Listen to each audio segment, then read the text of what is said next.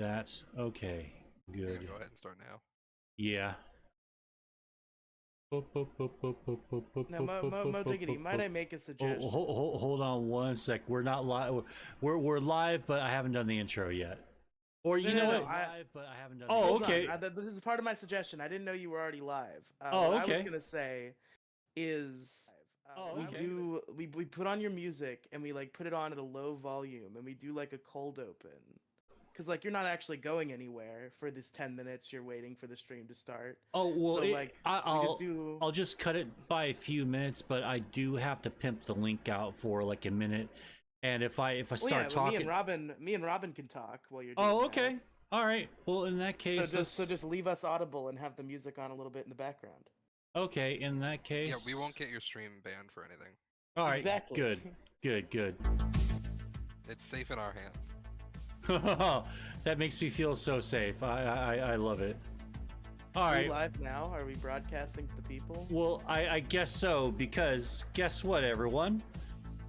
What's up, everybody? How you doing? Welcome to the Moe Show, episode 5. Now, I did have an episode 4, but here's the problem with episode 4, right? Let me go ahead and turn this down just a little bit more. Well, it sucked, and also, no one but like one or two people that I knew showed up for the New Year's Moe Show episode 4, and so I got drunk and I said, "Fuck it, let's just play some video games." And then what happened there was like the Moe Show episode 4. Yes, well, let me tell you what happened though. See, I was like discouraged. The one that you canceled the podcast for, by the way, the ultra crucial, important Moe Show. Oh, I guess it was. No, that was on my birthday, I thought. Or did I cancel I thought you just said it was your birthday. No, Mo he's talking about New Year's. Mo canceled the MoCast the day before his birthday because he had to do a 2-day birthday stream. Yeah. So anyway, yada yada, me blah blah blah. I decided to say fuck it and just play with my brother and play COD with my brother and some friends of mine. I know where this story ends. And so what happened? Well, let me tell you what happened, Riley and Robin. Everyone decided to just say the F slur and the N word. Boom, boom, boom, boom, boom, boom, boom, boom, boom. And I flipped out and said, fuck it, just fuck it. I'll just private the stream anyway after this is done. And so then it was boom, boom, and then boom, boom, boom, boom, boom, like never before has anyone ever heard so many F slurs and ever so many N bombs drop within like a 10-second period. So I was like, well, they will fucking crucify me, YouTube will, if this sees the light of day, if this is a VOD. So we kind of have to skip that one. I don't know if I should unprivate it or maybe if I should just upload it to like a Google Drive and just so there's no evidence of it except for the evidence you're giving right now. Yes. But I can't get in trouble for this because I'm not actually saying any of those things. I know what Robin's saying. The only reason why anybody who didn't catch it while it was live knows it exists is because you said it here. So you could have hidden it forever and nobody would have ever even known, really. Well, everyone's going to say, well, why is there, where's from episode 3 to 5? Like, well, I might as well tell the lore. Hey, Mo, guess what? What? You could make this one episode 4. If you were hiding the existence of episode 4, part of that would be to make this episode 4. I think this is actually the Moe Show episode 100. This could be this could actually be the 100th episode of the Moe Show. I don't think it is. I think it's been, even if you count the first season, I think that had like 3 streams. This is like episode 7 or 8. I love the 1 week payoff for that joke finally for you, Riley. Yeah, you hated it so much, and then finally you get the payoff. Well, of course. Guess what, everyone? I have an announcement to make. What's the announcement to make? As you can see right here, let's do a quick sound check. as you can see right here. Okay, good, because I didn't do a sound check at the very beginning, so maybe I was Oh, muted, God, maybe I wasn't, but I'm good. You should probably be sound checking me and Robin's levels, because Robin in particular is infamous for ending up pretty quiet. Okay, on things like this. Well, I did up her to 100, and I upped you to 92, because sometimes you can be a little loud. But I do have some great news. Guess what? Welcome everyone to youtube.com/Moe Gaming. Today's episode of the Moe Show, season 2, episode 4. Yes. You see, good. We had a rough start with an episode 4, so we're going to go ahead and just go with episode 4, part 2, Electric Boogaloo. So, yeah, episode 4 it wasn't even the Moe Show. You were playing Call of Duty. You see, originally what I thought it was going to be is you were going to be like, nobody showed up, but I just meandered for 45 minutes, and that was the show, so I want to get rid of it because I'm embarrassed of it. But if you started playing Call of Duty and shit, and just like saying the N-word with your brother, like, no, I wasn't saying. I know you didn't say it. I'm joking. Well, you might have. There's no evidence of that. There's no evidence of whether or not you said the N-word. But either way, you're guilty until proven innocent. The Moe Show got canceled that night. That was not the Moe Show. That was a Moe Side Gaming Call of Duty stream. This is the Moe Show episode 4. Yes, it surely is, everyone. It surely is. Also, real quick, I would like to point out, I think there was a miscommunication between me and Mo Diggity. Because what I was saying is Mo always starts his streams with a little bit of music, and he's like out hawking the link while he's doing the little bit of music. What I was saying was you still do that, but we do like a cold open. You don't do the intro, you're hawking your links, me and Robin are talking, you're kind of engaging, but you're paying attention to posting the links, and then you do the intro. That's what I was suggesting, and then suddenly you're like, welcome to the Moe Show, and I was like, whoa, I wasn't ready. I wasn't prepared for this. Oh yeah, that was just a bit, I was just having fun with you. Okay. Well, most streamers I know, they do like a 5 to 7 minute countdown or whatever. Yeah. But then like once it reaches minute 2 on the countdown, they're like just talking to chat anyway. They're like, "Hey, what's up?" Yeah, basically, exactly. Checking stuff. Yeah. But yeah. Mo Diggity, on the other hand, will play 17 metal songs and not say a word. No, I'll play like 17 punk songs and it'll only be like 3 or 4 minutes. Because you know they say 17 2-second punk songs. Well, you know what they say about punk rock, right? If you don't like it, just wait a minute, it'll change. You know, because that's pretty much punk.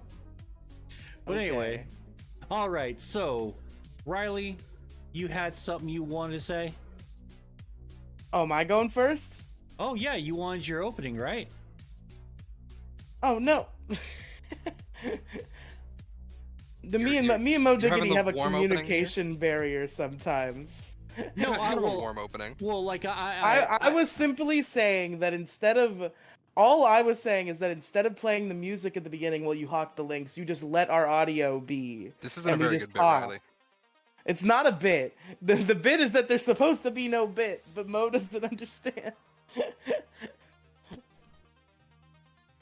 Oh well, all right. It's okay. I didn't have some grandiose cold opening planned. I was just saying we should talk, and just like talk about our days while Mo hawks the links instead of just playing the music.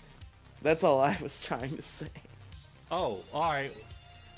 Okay, all right, okay. Have you hawked the links yet or no? Yes. Were you multitasking? Okay, yeah, so we're here. Yeah, this is real. This is the Mo Show. Welcome to the Mo Show, everybody. All right.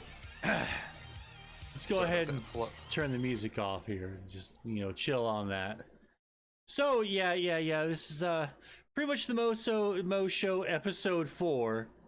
And I got a bunch of shit I want to talk about today. Like, I know Riley has a couple of things he'd love to talk about. Robin, if you find any kind of article you feel like wanting to read out, or you want me to read out, I'm down for that too.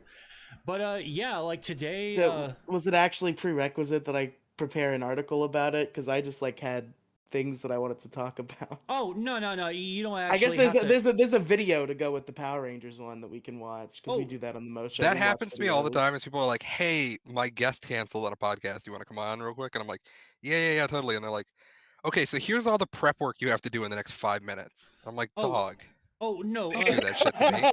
no one has to have like an article. If you would like to have one, Where you can just if you want to talk about something, you got and you can do that. Is what he's saying. Is what Mo Diggity is proposing. yeah, He's I got understand, he's got yeah. plenty. He's got plenty, and I've got plenty. But if you got something, we don't want to trample over you. Is Oh, what okay, you're let me see saying. your article, Riley. I don't have an article. I have a video. I thought you had plenty. I have a I have a video and I have a thing to talk about Oh, separately from that video also. Two total things, one of which has a video to go with it. oh, yeah. Like, no one has to have like anything quote unquote prepared. I was saying if you wanted to, that's totally cool. If you don't want to, that's totally cool as well. Like, cause I don't know how like versed you're in, you guys are on the subjects I was going to talk about, and those subjects, since you should probably know, were the Crowder Daily Wire thing that's happening today. There's a lot of open shit talk going on about the Daily Wire and what Crowder has said about them, and their sort of little clap back toward what Crowder said. And this whole Open week, shit talk about the Daily Wire. What a wacky turn of events. yeah, the Daily Wire, because who doesn't want to watch a network that promotes shows that teaches kids about Anne fucking Rand? Because that's what every kid cares about, are like Republican fucking ideologues and fucking idols and shit, because nothing says entertaining like talking about Ayn Rand. Maybe if you're into the philosophical stuff and you're like in a room with a bunch of stoners and you're like, Ayn Rand, man, like stuff and Ayn Rand junk, man, and all that shit. You figure that no one would ever want to talk about that, but by golly, the Daily Wire has a kids show for you where they talk about Ayn Rand and other like fucking Keynesian economic fucking types and other fucking other schools of fucking bullshit that I quite frankly do not care about, because I do not care about the Daily Wire. The Daily Wire, I think, exists primarily as a bullshit conservative news outlet and propaganda outlet that just hawks nonsense. And I think Crowder is largely the same. There's just no like good like conservative media on YouTube. There's just not. I mean, really, they could all just forego YouTube completely and just do fucking websites. Like, there's tons of shows that do websites that do really, really well. And lots of Patreon people also. But anyway, that's later on tonight. I also want to talk about the possibility of a WWE sale and what Vince McMahon's been going through. Apparently, his rape case allegations have been quietly, according to Wrestling News, have been quietly settled out of court. So hopefully we'll be able to talk a little bit about that. We're also talking about the possibility that Blizzard might relaunch Warcraft 3 Reforged, because it's been a total shit show. A few episodes ago, I talked about how modders in the modding community were making a mod to correct a lot of the mistakes in Warcraft 3 Reforged, and I guess that made them shit their pants, because they sent out a survey to a lot of Blizzard fans and to a lot of people who purchased Reforged. So there's a good possibility that Warcraft 3 might actually be relaunched with better everything. And of course, Riley and I are definitely want to talk about the Hogwarts what was it, Hogwarts Legacy? Hello, guys. Yeah, the Hogwarts Legacy boycott. Well, I got a little video that we can watch, a little 10-minute video, and all the a little crazy 10-minute video. I don't know about It's like a fucking that. Thon Piker stream up in here. We're just gonna be sitting here watching a video while we eat. No, I swear to God, we will not. I had dinner earlier. I think my video is less than 3 minutes. Well, 10 feels it like a should be. a lot. Well, this is a live show, so we get a little bit of an excuse to go a little longer, in some of the things. But anyway, enough about that. And there's also the Forspoken controversy. There was a viral tweet by Dan Koopman, Dan with 2 A's. Never seen that shit before. He played about 4 hours of Forspoken, and he gave his opinion on that. The opinion's not really the controversial thing. It's the videos that he put out themselves. So we'll be getting into that here in a little bit. I'm not sure what we want to start off with first. We'll go ahead and just put it to a little vote here.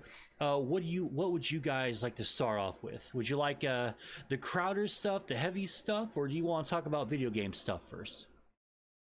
Okay, I was gonna ask if I could do my Power Ranger story I first. think Riley has a Okay. strong opinion on this, so. All right, yeah, sure. We can do the Power Ranger stuff. Do you have an Okay. article or a video that we can watch? I'll put it up on the screen here for everyone to follow along with. Yeah, let me grab the video. So this has been in circulation for a while. It is not new that this is happening, but this is the first time we've gotten any like real substantial content out of it besides a couple of promotional images. They're doing a big Mighty Morphin Power Rangers reunion for the 30th anniversary. They're doing a special for Netflix. Yeah, I've seen a few tweets about that earlier, a couple of days ago. And I've got Oh no, but it's for Netflix. It is Netflix, as is all of Power Rangers now. So Woke. Oh, sorry. That Woke. it's my bad. Sorry, my bad. I've been on the internet too long. That I feel I need to compulsively do that.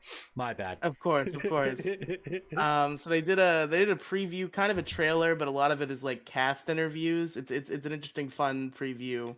Got some new information about like what's gonna be in there. So Probably not the Green Ranger, I'd imagine. Well, actually, you may be surprised Robin, about that, too Robin. Too soon. You may be surprised, Robin. But I put the video in the chat if you guys wanna 3, 2, 1 it. Whenever you've all got it up. All right, let me go ahead and get that for you. I don't know why I clicked on the link that I posted when I already had a tab open with the video. All right. And I'm really glad that the Power Rangers, despite the awful fucking tragedy that happened to the fucking Green Ranger, and everyone's still fucking reeling from that. You know, that's how you know you've really affected, people when they're still talking about your unfortunate death. That it didn't happen too terribly long ago, but it still feels like it'd be considered, a while back, but a while back from now, but still it fucking hurts, Hey, yo, what's up? Yo, what's up, Kang? Hey, what's up, Kang? How you doing? Pretty good, man. I'm pretty high right now. Nice. Let's nice, go. Good, man. I'm pretty high. We're doing right the now. Moe Show. Nice, Let's nice, go. Hey, yo, We're live on Mo Side Gaming. Yeah, we're doing. Oh, wait. We're doing the new relaunch of the episode 4 because episode 4 from New Year's was a fucking disaster. And so, like TLDR, got super demoralized. No one showed up because it was fucking New Year's, right? Couldn't really expect anyone to show up on New Year's. Read an article, said, "Fuck this article. I'm gonna pound down a couple of beers." And the second the alcohol touched my lips, I was like, I'm gonna fucking play Call of Duty with my brother, and then N-bomb, F-bombs, N-bombs, F-bombs, and then it was like, okay, you know what? This episode is completely unsalvageable, so we've put that episode 4 to rest, and now we're doing another episode 4, and we're all pretending that episode 4 never happened. You know We're what doing this a really is? good job This is pretending it episode didn't 4 exist. of Yes. Redux. Guys, you know what this is? What? I just realized this brings back an old bit that we were wont to do a while back. Is this not the Mo Show MoCast takeover? Wait. Hey, yo, is this like some sort of like WWE, like Under Siege type shit right now? No, This is like a right crossover now. episode. So right now, fucking Riley, Scott Hall, and Robin's Kevin Nash. Though, Riley, how tall are you? 6'3". All right, Robin, how 6 tall are foot you? 3, the fuck? Like 6'1". Okay, all right. So Riley, I guess you would be Kevin Nash, and Robin would be Scott Hall, right? And so there Those are are all probably names of people. yes, they are in fact names of people. I'm glad that you're keeping up there, Riley, because they have declared war on the fucking Moe Show. And now it's like the NWO WCW fucking pay-per-views, and then fucking King here is going to one-arm jackknife powerbomb Eric Bischoff through a fucking table during a pay-per-view. But that's about a month or two later on. We haven't gotten there yet, and we also need to get our Eric Bischoff. That could possibly be Paul if he shows up tonight. Basically, anyone who shows up next will be the Bischoff, and you get to jackknife powerbomb them through a table. Okay, Kang? Good, Yeah. good. All right. Good. Right, Kang, we're watching a video about the Mighty Morphin Power Rangers reunion. If you want to 3-2-1 it with Aw. us, Yeah, it's in the Moe Show text. there we All go. right. Dude, I'm honestly hyped up for the 30th anniversary celebration. Yeah, a lot of Yeah, people but- are. There's some real hype on it. I'm glad I have somebody here who's equally, maybe not equally as hyped as I am, but in the same ballpark. Honestly, 'cause dude, Power Rangers has been like my childhood, so this is kind of Power Rangers has been my childhood and adulthood and entire life. So, Power Rangers is love, Power Rangers is life. so I definitely want to talk about it in more detail after we watch the video. But we're gonna watch the video first. All right, Get let's get do it. rundown. Hey, real quick before we get anything, Robin, would you mind giving me a line real quick so I can gauge how loud you are? Hello, testing. Okay, just slight turn up. Okay, perfect. All right then, we're gonna go ahead and watch the video. If anyone wants to watch along at their own leisure, I'm gonna go ahead and post that in the chat here. And we're going to go ahead and 3, 2, 1 it right now, okay? 3, You ready, 2 Kang? Ready. All right, 3, 2, 1. Sit and action. It's been 28 years since I've been back on the set of Power Rangers. Holy shit. Kind of crazy to think about that it's been that many years. It's surreal. It's been a great experience. Tommy would have loved this.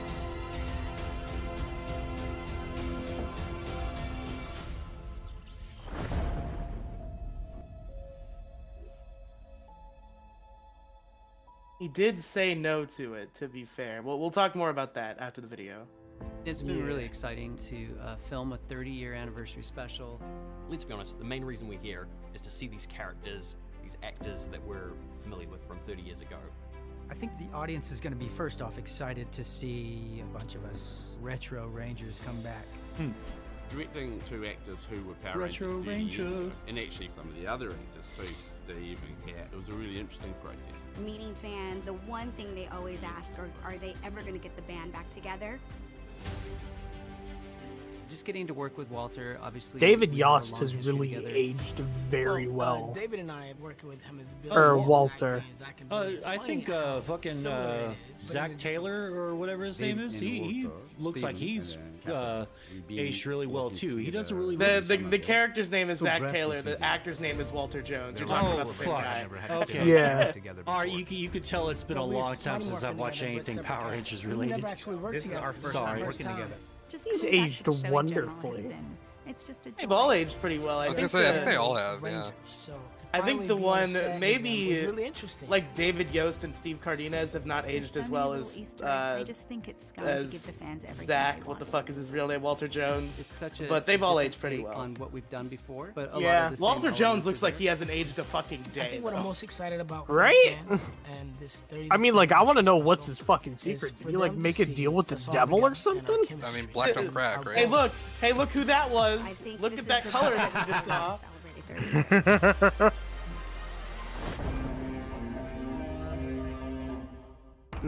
That guitar riff. Oh, on Okay. April 19th. What are they, too, what are they right? gonna fucking Luke Skywalker him into this? Like, what's Okay. So first of all, let me say right off the bat, people are gonna misconstrue the development of this thing. This thing has been in development since long before Yeah. Jason David Frank killed Oh, himself. I see. But he said no to it. Jason David Frank is not signed on to this project as far as we know. We know for certain he was not on set. So the presence of the Green Ranger in this preview has been a big question mark across the fan base. So So he said no to this. Yes, Jason David Frank did not sign on for this. He was not a part of it. As far as we know he said no to it. We know So he was against not his on wishes, set he has been physically. thrust. Ugh, that's the worst. No. Okay, God. so it's one of a few things. I don't think they would recast Tommy under any context. It's one of a few things. It's a Luke Skywalker. It's one.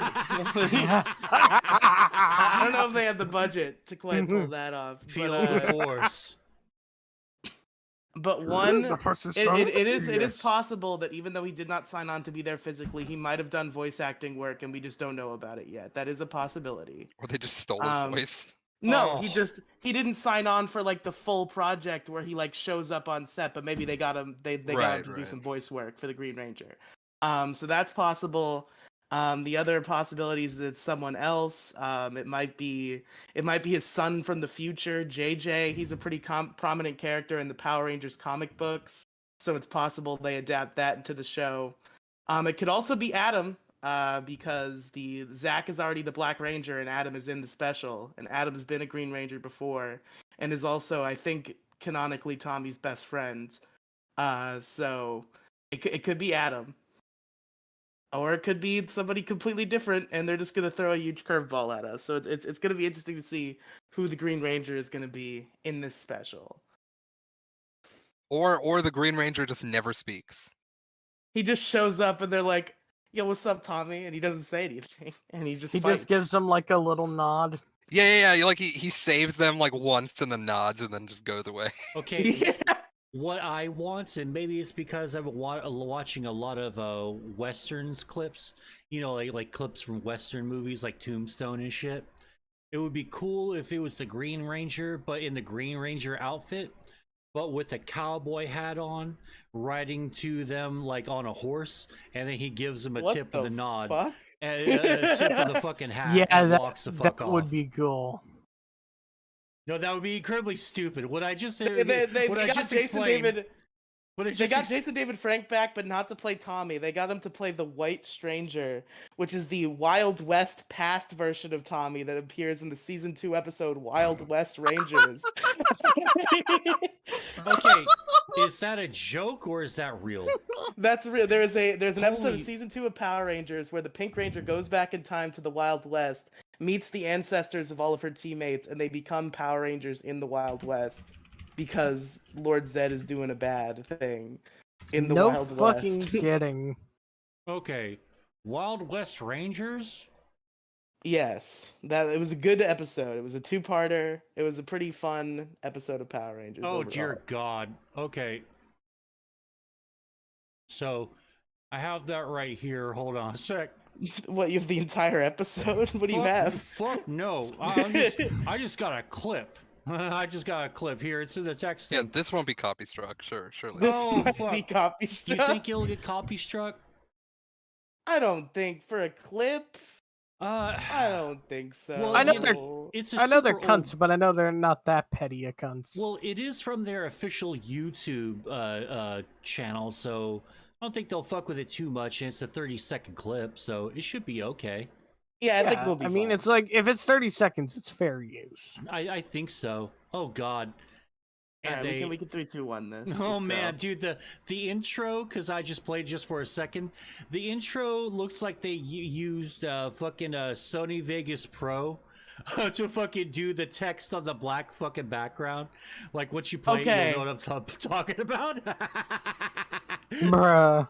This is No, Deep this Power is Rangers. 2011. This is Hypercam Listen. 2. Oh, Deep Power God. Rangers, fan lore that nobody's gonna understand. I doubt even Kang will understand this. This was like, I was so obsessed with Power Rangers throughout my entire life that I'm engrossed in like what happens on the internet regarding What a it. nerd. They literally, I'm pretty sure the Power Rangers official YouTube channel is going around ripping uploads from like 2012 of Power Rangers clips and then just uploading them on the channel, because that little intro with like the text and shit, That looks exactly like the intros on the videos that fans posted in like 2010 when I was making like fucking fan tributes in Windows Movie Maker.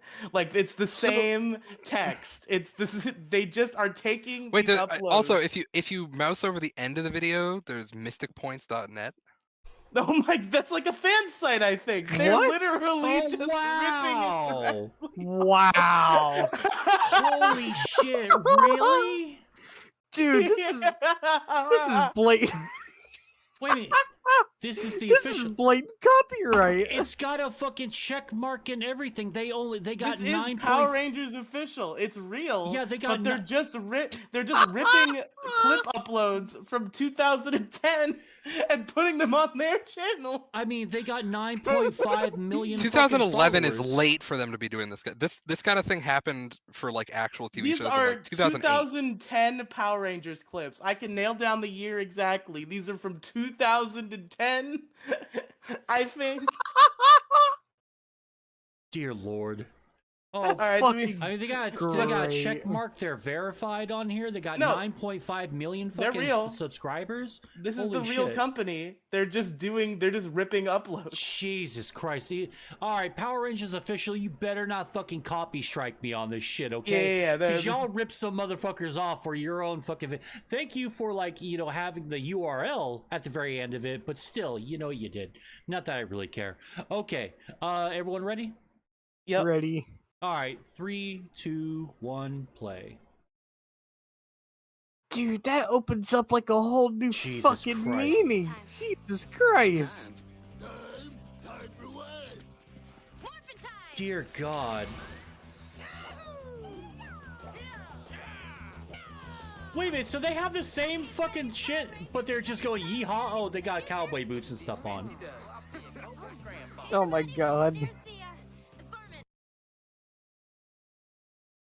Jesus Christ. Jesus fucking Christ. Wow. The Wild West Rangers. I almost kind of want to watch that too. Oh my Can God. we watch? There's the Can we fucking just ninja. watch Wild West Rangers, the 2-part episode of Power Rangers, once we're done here? Maybe. Oh my god. Depends on how I feel. Okay. That's fucking hilarious. But a few more details about the special I want to discuss. Sure, go There's ahead. also so there were rumors circulating before the special came out. So there is a character. She was not in this trailer even a little bit. Her actress did not say a word. Was not even featured. But there is a character who is Trini's daughter.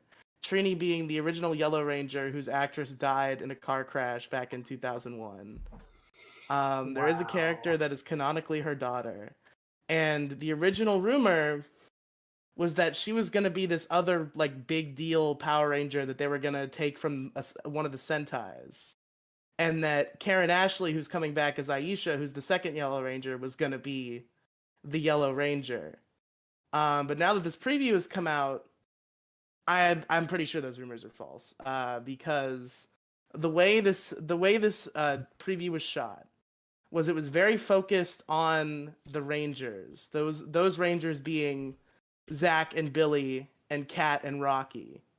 There was almost none of Adam, who we already were pretty much sure wasn't going to morph. And there was also barely anything of Aisha. So at this point, I'm pretty confident that Trini's daughter is going to be the Yellow Ranger and that Aisha is just going to be a character. We still don't know who that Green Ranger is going to be. It's a big... I don't know. I will be right back.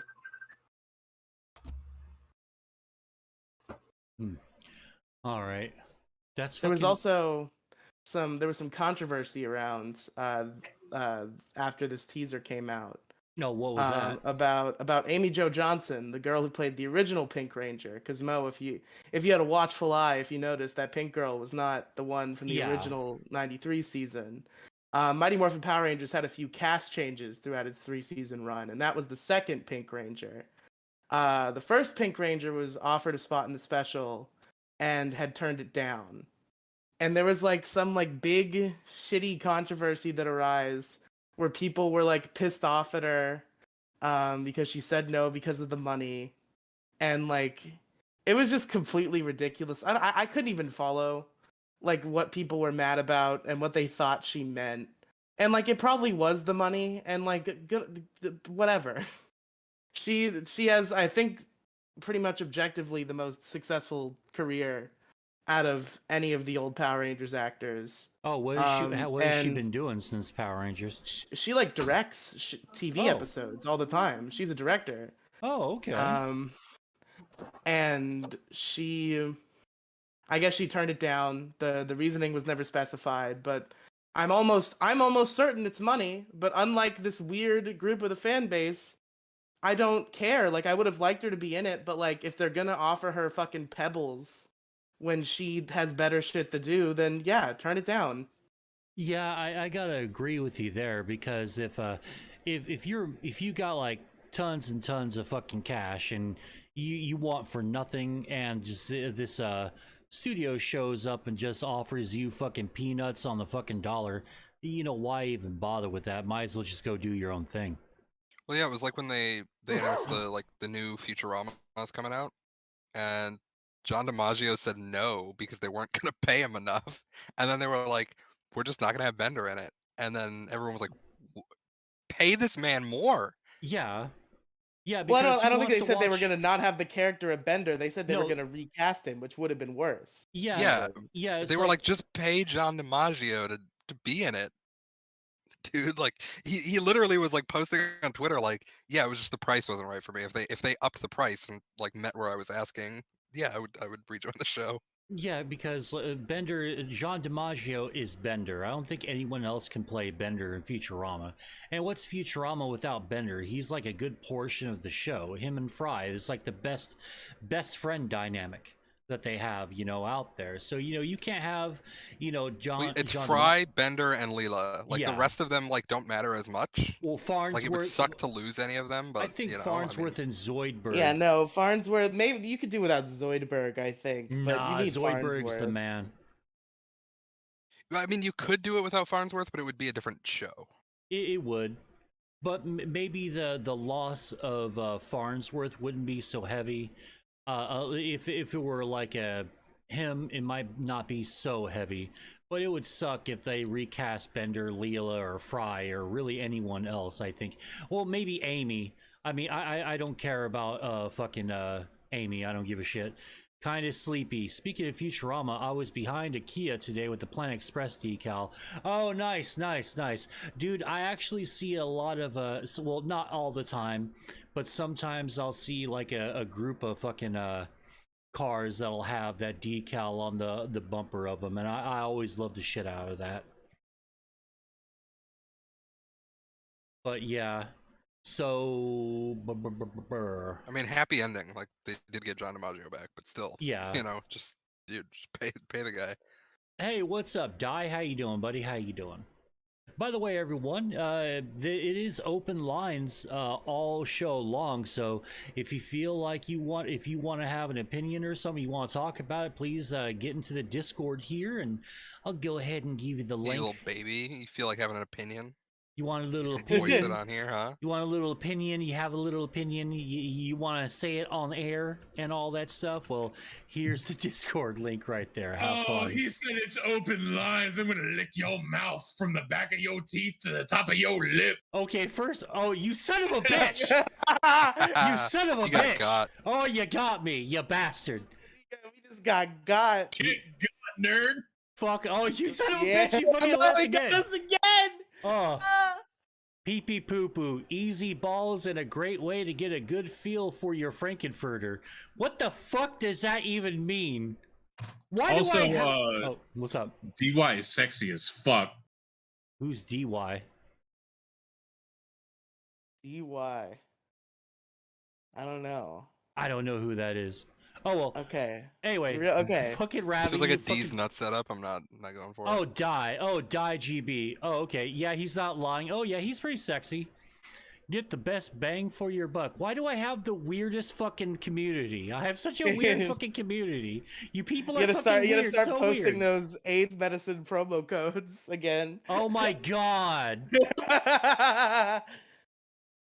Listen, I just want to braid me and Moe's beards together and make sweet tongue love. No, Oh. no, that will never happen. God damn you, Ravi, you son of a bitch! I think it's gonna happen. You didn't deny it fast enough. Son of a bitch. You gotta be quicker than that. I know, like if they leave before I say something, I don't get to. He just fucking left again. He's been drive-by with me. He's doing drive-by. Fucking drive-by, motherfucker. That's what the fuck you are. Drive-by coom shots. Oh, shit! Oh my god. Use promiscuous code for discount price on PrEP medications. See, fucking Riley, look what you fucking did. You fucking started it up again. Have you ever been beaten by a wet spaghetti noodle by your girlfriend, got confused because she had twin sisters, so you fucked Moe in the ass? What? No, that's terrible. Why did that happen? Wait, I think we're missing a few key steps there to get from one place to the other. Okay, I'm gonna be honest here. A lot of my community tends to, they tend to ship me with like me being.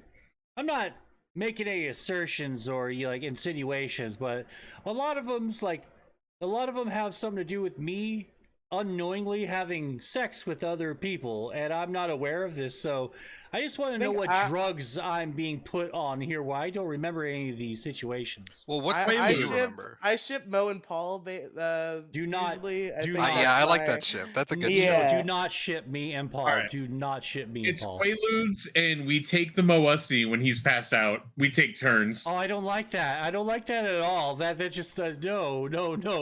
And who even gets Quaaludes in the current year of our Lord? The year of our Lord, 2023. You people. Mo Diggity is a sleep juicer. That's fucking disgusting. Like I could see, ugh, gross. He's a sleepy juicer. Oh, I am sleepy. Let's go. Oh my god. Okay. Okay. All right. No more. I hear Mo loves the soft pasta in the. Die. Shut the fuck up. Okay, Cute. Die. Shut the fuck up. In his mouth, not al dente, limp spaghetti noodles. Oh my god. All right, get out of here. All right. We're going to move past Rabble. We're going to move past this part. Riley, do you have anything else you want to say about the Power Rangers? I real quick before you move on to the story, we're basically done. Oh god damn it. Okay, Ravi, you get one more. Make it a good one. He's not going to take his one more. That's the ultimate joke, because he's just going to sit I'm going to wait for my opportunity. All right. Fair enough. Like I'll a give that sniper to on the rooftops. Oh, God, yes. Okay. All So, just one quick anecdote I wanted to share before we moved on. Okay.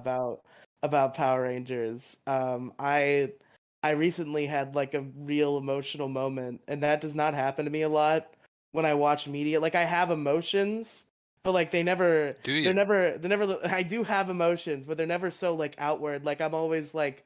A lot of them are like, oh my god, I adore these people. I would die for these kids. But like I'm never like crying. But I got to that point because I didn't even watch it. I got reminded of it and thought about it, and then I went and watched it, and I like tears started rolling down my face. No, the real question is: did you use the tears as lube? Okay, he got us one more. He did it. That was your one more, Abby. He did it. All right, good for him. That was a good snipe. That was a good one. So it is a part in the second ever Power Rangers Christmas special, called "I'm Dreaming of a White Ranger" because I'm dreaming of a white Christmas. Funny, good title. Yeah. And there's a scene near the beginning where there's a little girl. And she's sad because her dad's not going to come watch her sing in the Christmas pageant. Oh, bitch. And she's sitting there, she's all sad, and Tommy sees her and immediately goes into like fucking like dad mode. It's the most like adorable shit. He immediately walks up to her. He's like, "Oh, you're just the person I was looking for. I need somebody to help me put the star on the Christmas tree." And she's like, "I'm too small. I can't put the star on the Christmas tree." And he's like, "I think we can fix that. Come here." And then he lifts her up and lets her put the star on the Christmas tree. And it's just so sweet. and it's so perfect, and I did start crying. Oh my god. He's just such a good boy. He's just such a good man. He just wants to make the sad girl happy. It's so sweet. What a man that guy was. Rest in peace. Rest in peace. Yeah, I know you're 42, so you think it's gay that I get emotionally invested in Power Rangers, Okay, but 43 actually. And I don't oh think it's... shit!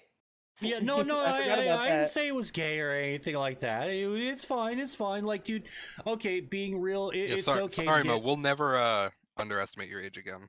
Thank you. Well, Thank you. actually, we'll overestimate for you. We'll call you 60 next time. All right, good. You know, Good, it's good. better to have too much than too little.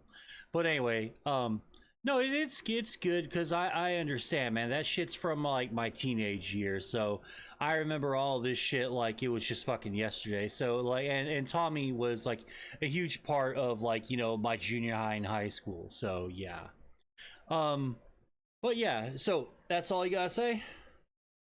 Yeah, we can move on. All right. So let's see, where the hell is it? All right.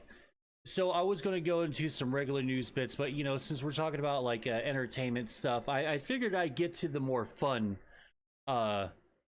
ones here because there's this game. It's called Forspoken, and like I was saying in the intro earlier today, this guy Dan with 2 A's Koopman, who has 15. He's been writing about games for 15 plus years.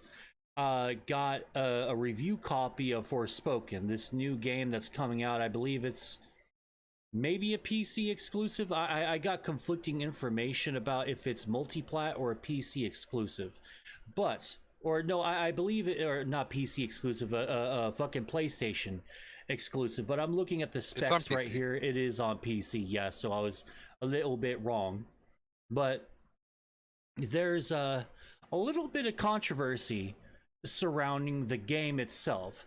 It's supposed to be a graphical powerhouse, right? Like, we'll go ahead and look at the specs right here because I want to go ahead and start off with that. I'm going to put in the chat, the TMS chat here, if you want to go ahead and look around. And as of right now, here's a little bit of new fan art from one Paul Diggity. He's I was about to say, Mo, you moved right past our sponsor. I almost wanted to move past Vic that, Tarvey, but I already have it on there. So since the fans of the show made fan art, I'm sort of obligated to show it and display it for everyone. This is an advertisement for Bic Tarvey. It's butt sex birth control. And I don't really know what these figures in the back here. We have one with cheese on my head, on my forehead, which I don't fucking ever remember taking this picture, so this one's a fucking mystery to me. And then you have these two faces right here. God, I'm so ugly. I'm just disgusting to look at. But I am official sponsor of Butt Sex Birth Control. So apparently, you know, you can use, well, no promo code because we don't have a promo code, but you know, also Bic that is not prep. I don't know what that is, but you know, it's I know it's not prep. Use promo code Mo said the N-word on 4chan for 50% that is off not the a real first fucking order. promo code, but you fucking people use that shit because it is invalid. You will not get your butt sex birth control with 10% off or any percent off whatsoever because it does not exist. Bic But anyway, Tarvey is a treatment for HIV-1. It is not prep. You will not be safe from catching fucking HIV. No fucking Christ, Paul, really fucking Jesus. Didn't even get the right medication, Paul. Come on. My fucking community is so goddamn weird. Now, Anyway, if you're one of the first 100 people to enter the super promo code, which is Mo Diggity is bald, you get 80% off of your order. oh, hold on a sec. I got some breaking news here. It Okay. turns out that promo code also is invalid, and you will get nothing for using that if you actually buy this medication. If in fact you qualify, go see your doctor, see if you qualify. You need a Keeps medication, Mo, or a sponsorship, Mo. Okay. Keeps, okay. you know? I'm gonna be totes Han with you here, as the kids say. I don't think that any Keeps anti-baldness stuff works, because I tried fucking Rogaine for like months and months and months, and there was fucking nothing happen. So I stopped, and perhaps I shouldn't have I stopped. mean, if you but saw a also doctor, didn't. you could definitely restore your hair. Okay, I don't want to talk about my hair right now. I like. I'm just my saying, hair. if you actually took steps and went to a doctor and like tried to fix it, it could get fixed. He doesn't want to admit he's bald, so he can't take our advice because that would be admitting that he's bald. Well, I suppose I can, like, see a doctor in America, not see a doctor in Canada, because they'll probably recommend euthanasia. In my case, did you know that right now that's sort of the leading cause of death in Canada is doctors recommending euthanasia or assisted suicide? It's kind of fucking creepy. Dude, that's base. I think one of my favorite maybe not my favorite memes, but the meme that made me like snicker the most when I scrolled by it because I wasn't prepared for it was like, it was the meme that Mo was referencing. Like, it was about like healthcare, and it was like the left side was just something like American healthcare, like, oh, that'll be $5,000, or like some other spoof or whatever, and then on the right it says Canadian healthcare, And it's and like, it's the you girl, need a it's new the girl. heart, it'll take you 10 years or something. No, right? it's Like, Oh, I seen that maybe one. that was UK. That was UK was on the left, and it was that. But then on the right, it's the girl from K-On! Presenting a noose with the text says, "Consider the following." Oh my god! All right, I just saw the one where it's the Doge dog, and he's the doctor, and he just simply says to the Canadian, "Kill yourself." That's the fucking meme I saw. If you can find, that meme, I'd love to see it. I really like the K-On! Girl presenting the news. Consider the following. Jesus Christ. All right. they have like a suicide booth in Sweden or something. Oh man, They made the Futurama suicide booths real in Sweden. I think, or maybe it's pods. I think it might be pods. That shit's You just fucking. go in there and die. That shit's so fucking scary. I don't know if I like the future necessarily that we're walking into, because like I'm for assisted suicide, right? Famous libertarian Mo doesn't think we have the right to die. No. I think we have the Notable right to libertarian figure, Mo Diggity. Okay. Before we get to Forspoken here, I believe that we do totally have the right to die. I'm 100% am for the right to die, assisted suicide. Jack Kevorkian is more or less a pioneer in that, because I do believe in his work. I don't like the optics, nor do I like the presentation, a suicide booth in the public eye in any country, because that's like, it's a low-key suggestion by your state that they don't care about you and that you should die. That spooks me a little bit. I don't like that. Isn't it a suggestion by the state that they recognize your autonomy? Well, I guess you could... Yeah, they're giving you the option to go into the booth and die. But they emphasize the die part in big black bold letters sometimes when they say that. Like, I see that in the speech bubble when they're like, it's okay, kill yourself. That spooks me a little bit. But anyway, So go ahead. I think people do have the right to death. I think killing yourself should totally be cool. But there's one ground rule, and I have to tell my friends this all the time who do not reach this ground rule. I also don't reach this ground rule, for the record, and neither does Robin. Mo Diggity's far past it, so he can do what he wants. You're not allowed to kill yourself until you're 25. That is the age where you can objectively look at your life and be like, okay, it's over. I'm done. You got to reach 25, because that's when you can make reasonable assumptions that you may not move on from your current position. It's like another year and like a little over a week, and then when you're younger than that, it's like the life is still developing. 25 is like the minimum floor. You can't kill yourself until you're 25. See, I would propose that it would be 30. That way, because you got past your 20s, and if your youth really, really sucked, there's a good chance that the rest of your adult life is going to blow. And yeah, I would say 30 instead of 25. I think maybe 25 is just a little bit too soon. Because I think 16, honestly. Oh, 16? God damn. Oh my god. That's really, like, you change your mind about what life is every single day at 16. That might be too young. I'm just saying, If it was legal, I would have done it. And we got a little bit more fan art here. Apparently, the audience is listening to Robin's suggestions. There we go. Now, I'm sponsored now by Discovery. Promo code MoDiggity for your prep needs. Capital P, lowercase r, capital EP. I don't know what the suggestion or the meme is there, but by gum, promo code MoDiggity for your prep needs. So check it out, Discovery. Friends of the show, fans of the show, sponsors of the show. Let's fucking go. The proper capitalization on prep too. Mm-hmm. Amazing. High quality artwork. Good job, Paul. Oh yeah, fantastic. Like, you know, can't get any better than that. Anyway, step up, prep up. Oh my god. Okay, so this game, Forspoken, it came out, like, there's video that came out today, and it's taken the fucking Twitter by absolute storm, and it's been going fucking crazy, because there's been a few people that are like, I like this game, it looks pretty good, blah blah blah blah blah, but there's a lot of problems with it. And before we highlight those problems, I want to go ahead and point out the specs, the minimum required specs and the recommended requirement specs. So I did post this in the TMS text chat.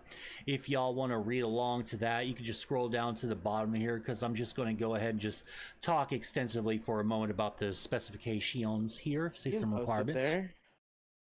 Oh yeah, I did. It's right above the prep advertisement. Yeah. It's right up above there. Oh. All right. So we're looking at this. The minimum requirements don't look so bad. It is a little bit much for some, but then again, I am looking at it. The GPU, really, you just need a GeForce 1060 to run it at absolute minimum specs.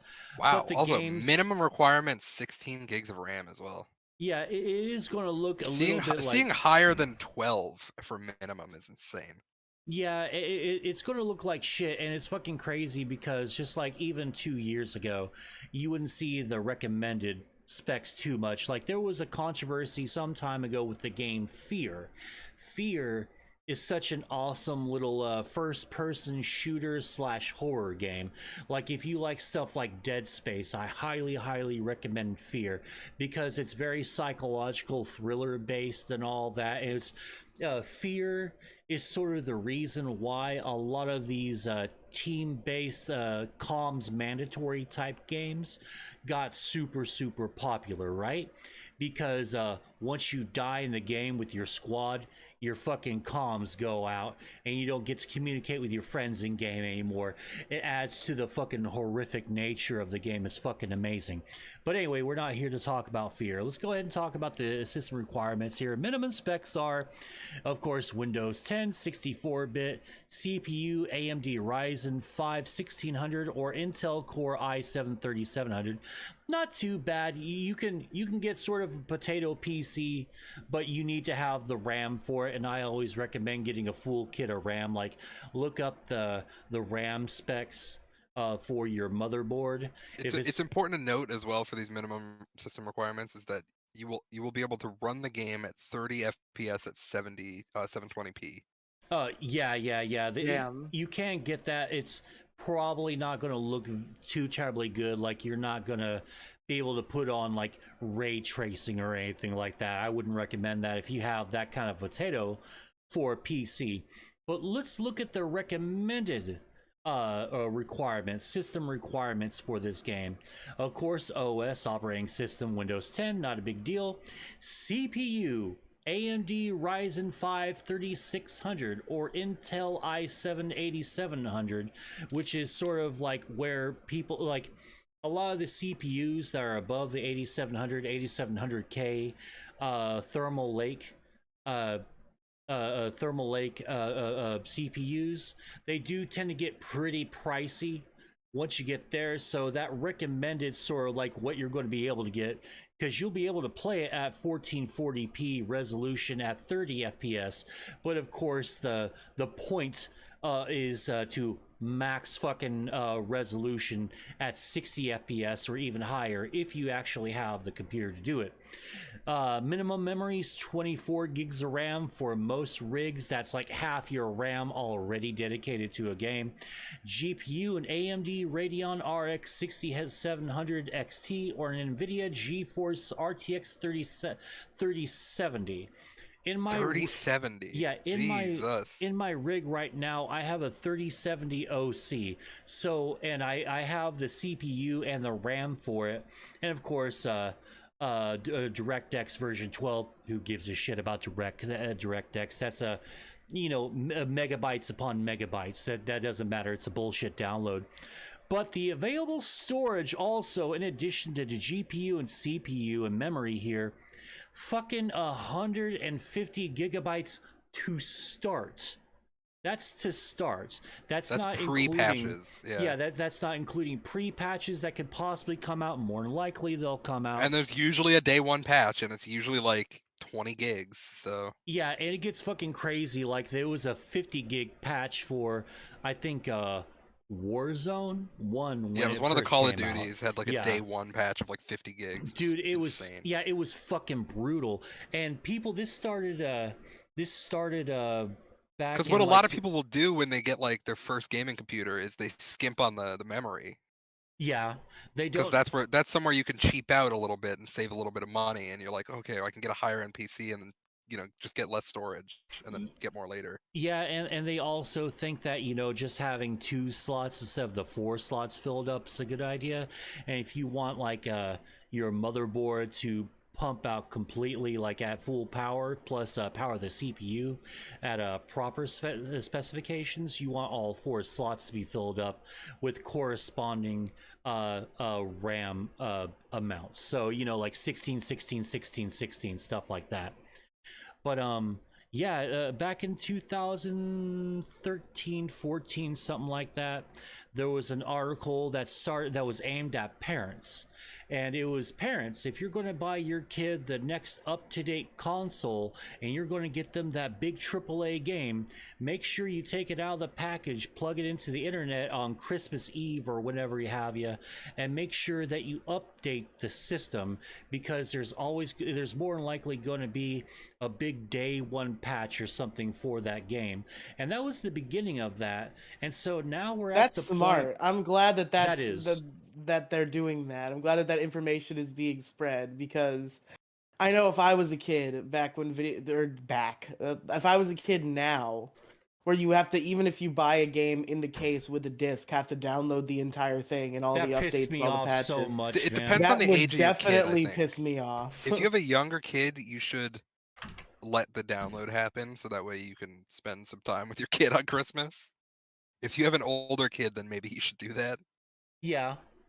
Like, I guess it just depends on, like, the situation, I suppose. But, when gaming companies start, like, making you download the game, even though you bought the disc, because your thing is, like, you don't know that unless you're on the internet with talking with friends.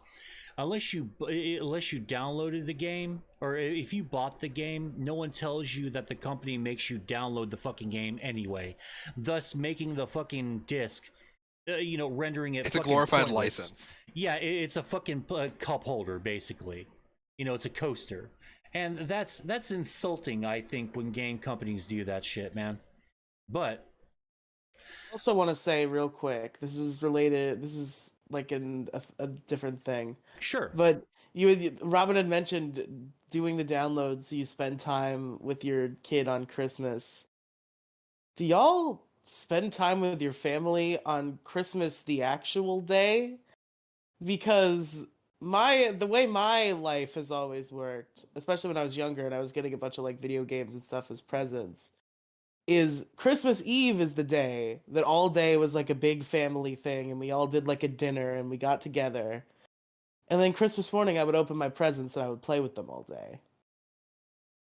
That's how Christmas worked in my household. So for me, how it worked in my house was, when I was younger, it was, you stay in this room and you don't come out of this room. Here's Disney cartoons all fucking day on like December 22, 23, and 24.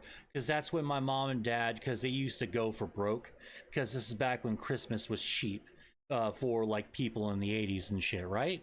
So they would go for broke, spend all day and all night fucking wrapping the presents or doing whatever they need to. It wasn't always 3 days doing it, but they would do it sort of like they would stagger that and do the full so they had to load on lock you up Christmas. so they could yeah, do because the the kid, wrapping? because we would constantly try to spy on mom and dad, try to figure out what we're getting for Christmas, and they didn't want us to do that, so they just locked us in. So I watched fucking Tailspin and DuckTales and shit all day, you know, and that's when TV channels were real cognizant of that, and they knew that the parents were like fucking busy, and they knew that you could just park your fucking little brats in front of the fucking TV, and they'll watch, you know, Tailspin and DuckTales and stuff all fucking day. So anyway, December 24th, you know, maybe we might have a little bit Christmas Eve dinner, something a little fun, and then we would chill out, and we get up at about 5, 6 in the morning, and we start doing Christmas.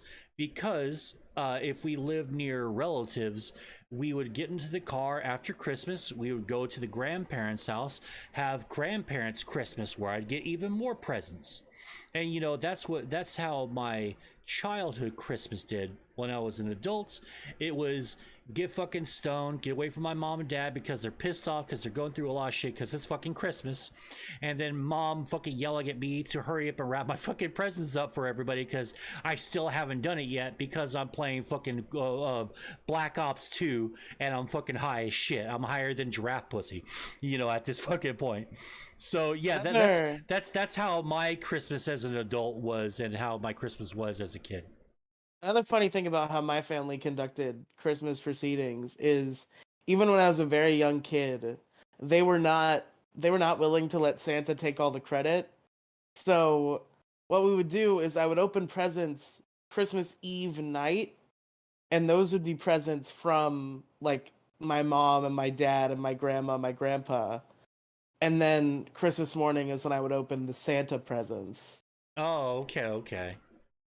Yeah, once I got older and like the whole Santa veil was lifted, I think we just started opening stockings like the night before, and then we would just do that presents. Sometimes. Yeah, we would just do presents in the morning. Now what it is usually what happens if I go to my grandparents on Christmas Eve for Christmas Eve dinner, open their presents Christmas Eve night, and then open my mom's presents Christmas morning. That's how it usually goes now. Well, now for me, now that I'm an adult, it's just like, you hold the present until Christmas, unless it's like a present you can utilize, and then you just give it like as soon as you get it. Yeah. And you're like, this is for Christmas. I know it's like 3 weeks early, but like it's towels. You need towels. Yeah, you need some towels. Here's some fucking towels. Yeah, exactly. Mm-hmm. Yeah, I remember. That's how I remember one fun thing shit. about Moe's Christmases. Hey, what's right? up, Paul? Okay. We had this for years and years in this little town that me and Moe lived in. I grew up there. Moe showed up when he was like, I want to say in 5th grade, 6th grade, something like that. 5th grade, yeah. Yeah. So there was this flea market, kind of like it was called S&K Bargain Barn. Oh fuck, that place. Yeah, that's the place we would go to get our fucking school clothes too. Yes. So this place, it was like it was the small town, hometown, cheap Chinese shit store. So you could go there and get, you know, bootleg Nike and Reebok and Adidas merchandise. Yeah, you know, like Adidas and Nikki. Adidas and Nikki, and it'd say, you know, just do. You know, it was like the misprints and the bloopers underwear. Yeah. Where the crotches don't line up all the time. And so Moe's dad would tell the boys that they could open a present on Christmas Eve, but then it would always be some piece of shit t-shirt or something from that fucking Oh man, yeah. The Reek box and yeah. The bootleg Dickies. Oh yeah, fucking one of the things also was you could tell that there was fucking rednecks in our fucking town or in our area, because we had these other types of you had the big dog fucking the big Yes. dog fucking things. Like you could tell like you're white trash by like seeing this big fucking what's the something retriever, not a golden retriever, Siberian husky, I think, the big thick fucking dogs that they're in Alaska. No, and it'd stuff. be like a Saint. It Saint would be Bernard. the t-shirts were, yeah. It was always a Saint Bernard with like a spiked collar, and it'd be like and it would always have Like something like Beethoven, the dog one. yeah, breed? yeah. Okay. Yeah, but they'd be like a Joe Riley, you're the last Camel person I expected to stylized. mention Beethoven. They used to play those movies in like music class in school. Well, sometimes. just imagine a cartoon version of Beethoven that wants to fuck your mom and your sister, Okay. and drinks Lone Star beer, and that's what the character on these T-shirts look like. The most talking about. All right, so if you look on the stream right now, I have something more or less that resembles kind of what I'm talking about. And I got some more down here that are like more accurate. But if you look at this, it's a fucking dog with sunglasses. And he's saying, shh, that's the sound of no one caring what you think. This was what we saw in the these fucking were 90s. The edgy memes of the 90s. Oh yeah, and then if you can't run with the big dog, stay on the porch. Shit like this. Land of the Free, Home of the Big. This is one I saw like more than a few times, and yeah, there's all sorts of shit. And also, if you love, I love Confederate flags. Who doesn't love Confederate flags, right? Well, in these shops, you would see a myriad of like, stand back, baby, the South is going to rise again. And then you would have you'd have a shitload of these fucking shirts that had the fucking Confederate flag fucking plastered all over it. And I forgot what the line of these shirts were because it was always like this fucking like manlet nerd who the joke is, he has a huge cock, and the shirt, and the shirt joke is sort of referencing his big penis, and it always has a chick with huge fucking cans, dumb blonde bimbo chick, so like the usual type of woman from the 90s that apparently was really attractive back then. It was like, stand back, baby, because the South's going to rise again, and the girl says, and again and again and again and again, and so that's what we had. It's like back then. the Penthouse Letters version of Far Side Comics. But with racism. But with racism and on a T-shirt. Oh, and hey, if you're Mexican, just got here from Mexico, guess what? There's all sorts of weird shit where there was one where it was the Mexican eagle versus the American eagle, and they were tearing each other. They were about to fight because race warring was all the rage in the fucking 90s, and then there was like El Vato Loco. Yeah, you could get the T-shirts that were like 100% black family, and it was like that graffiti art style. These screen printed and airbrush T-shirts, or the homies, where it was like the fucking homies. I forgot about the fucking homies. And wearing wife beaters. Probably. Yeah, look up homies figurines. These are all the like weird, quirky T-shirts of the 90s, and now in the year of our Lord 2023, if you walk into like a dedicated T-shirt store, I was in like a beach town where there was a lot of commerce and there was like a nice beach, and I went to a T-shirt store, and like every T-shirt they sold in there was about there was 3 categories, okay? 3 wolves howling at the moon. 3 wolves howling at the moon. Yeah, there's a few of those. There's 3 categories: anime, weed. And the 3rd category is anime and weed. Yeah. All the shirts are either something about weed, a cool picture from an anime, or an anime being like a lolly with a baseball cap way. and a gold chain smoking a blunt. Yeah. Yes. Or like Goku with weed as his hair. Oh, here it is. All right, fucking finally found it. Okay, this right here, if you look on the stream, this is essentially the other kind that was on here. The homies, you know, got that fucking shit right Yeah. there because Yeah. fucking Hispanic culture was like a spooky. big fucking thing back then. You also have one like this too. This is like, you know, all the rage back in my day. So we had that. Now, once you get out of the hillbilly fucking hick towns, you'd go to the malls, right? And there was a town called Victoria, Texas. It's where I live now, because I don't care about getting doxxed. Who gives a shit? And there was What's a your street mall address, there. Mo? Huh? What's your street address? Oh, I ain't telling you Yeah. that too much. What are but- your what's your exact longitude and latitude? Oh Yeah. yeah. What was the what was the first 3 digits of the last 7 zip codes you lived in? What's your SSN? Shit. You can go ahead and steal Have my you ever identity. lived I at ain't got this no money. address? I got bad credit. Which of these vehicles sounds familiar to you? I fucking hate that one because then I have to think, well, fuck, man, did I have a fucking Ford Ranger? No, I had a Ford I don't know if I Explorer. ever drove a Toyota Tercel. Yeah, what the fuck is a Tercel? Well, I think I saw some like weird smudge on your debit card. You gotta put the front and back to the camera so I can get a closer look. If you could. yeah, hold on a sec. I'll get right on that. But you get to the mall, right? And this is back in the 90s as well. And it's sort of expanding upon what Riley was talking about.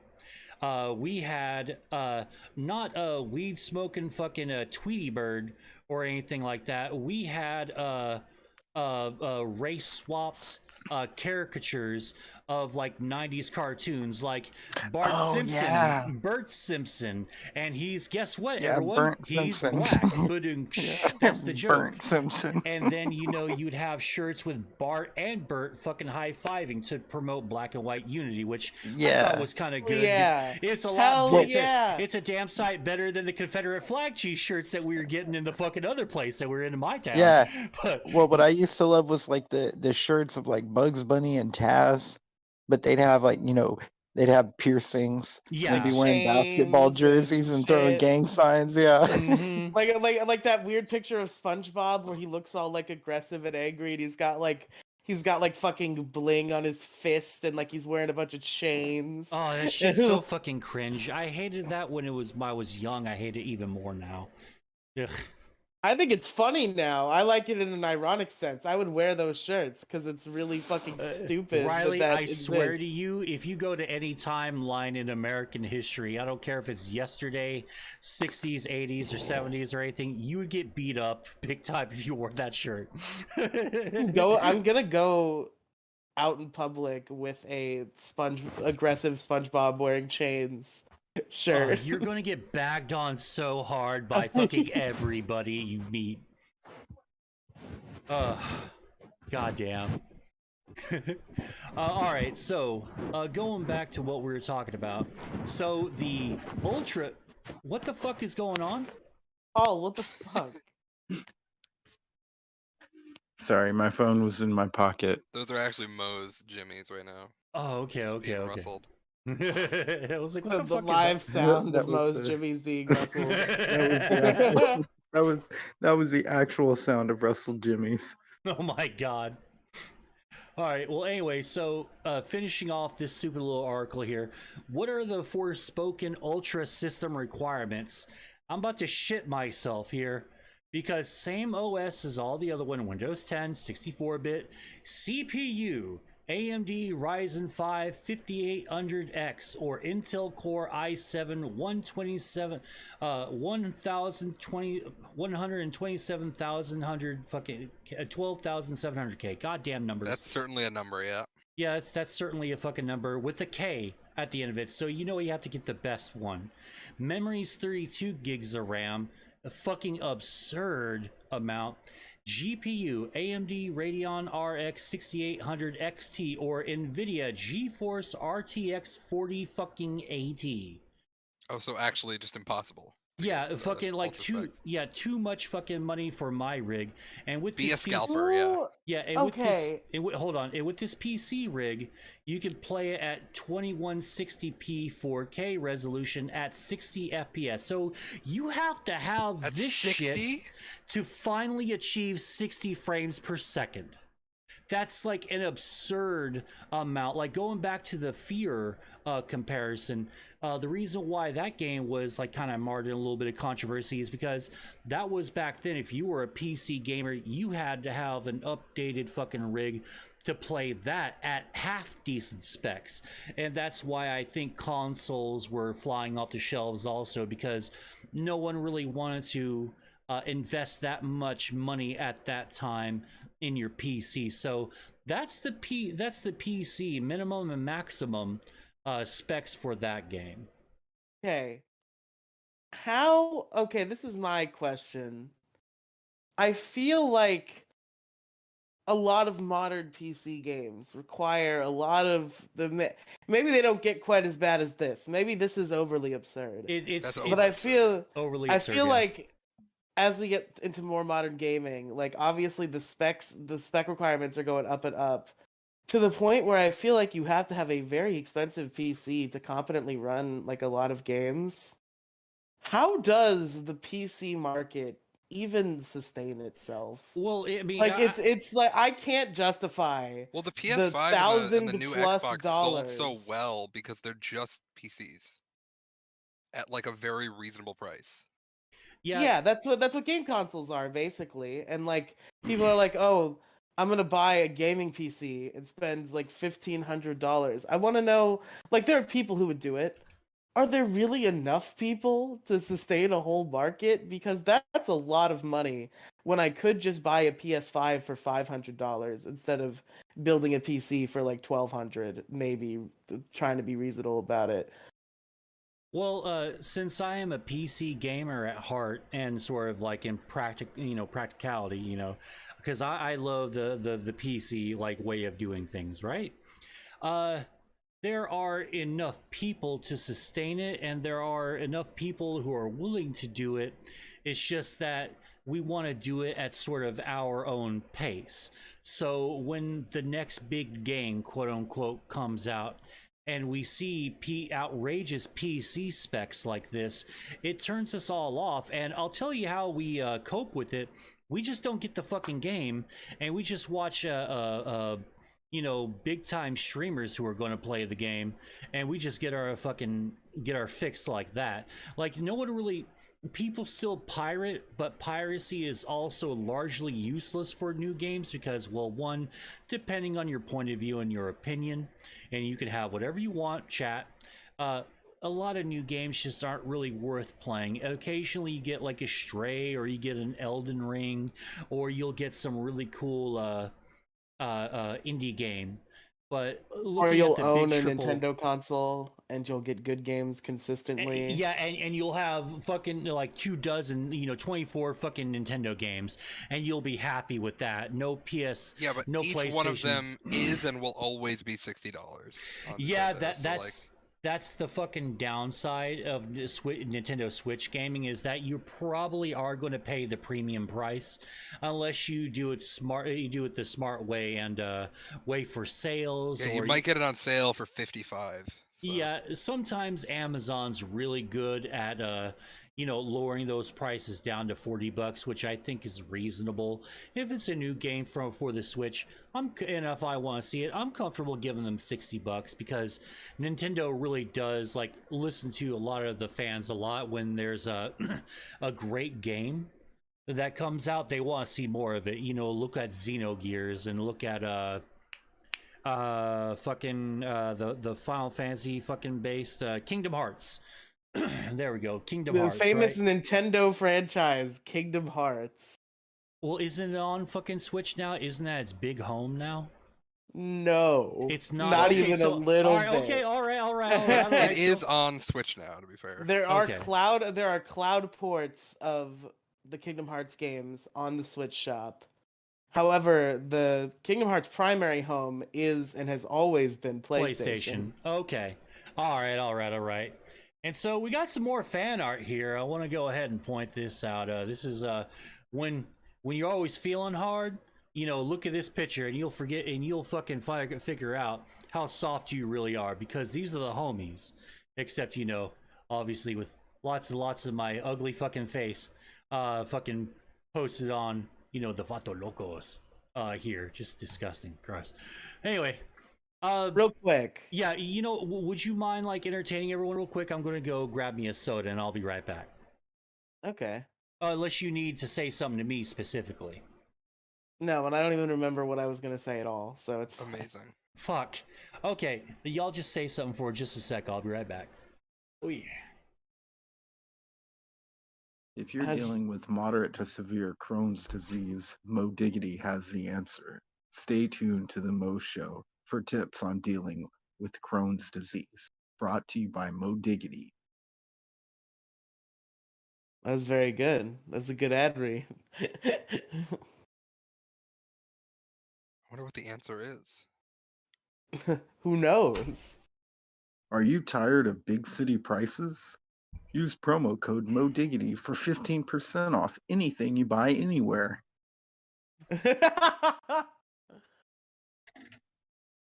No, the promo code is to get, if you get 100% off, you get 100% off things you buy anywhere. Yeah. And the promo code is you have to hide your face, and then you have to say your name is Mo's full legal name, and steal the thing, and then leave. That's the promo No, you code. the promotion goes like this. You walk into any Fred Meyer store with a backpack, and you fill it up with everything that you want. And as you leave the store, when the alarm starts going off, you just yell Mo Diggity, and then they apply the discount, and you walk away. You yell, my legal name is Michael Digatron III. Yeah. Yes, keep saying that. Keep saying that. Yes, because that's my real name. 100%. That's your real name, Michael Digatron III. That is my given Christian name. Is Yes. Mosif Digatron III. Yeah, it's not Michael Randall Welch. No, not at all. It's not. It's not Randy Newsom. You know, it's not. It's not Nick Griffin. You know, it's nothing like that. Okay. Most full legal name is Michael, and then it's like, you know, the quotes when you have a nickname. It's his name is Michael Ben Shapiro. Oh yes, yeah.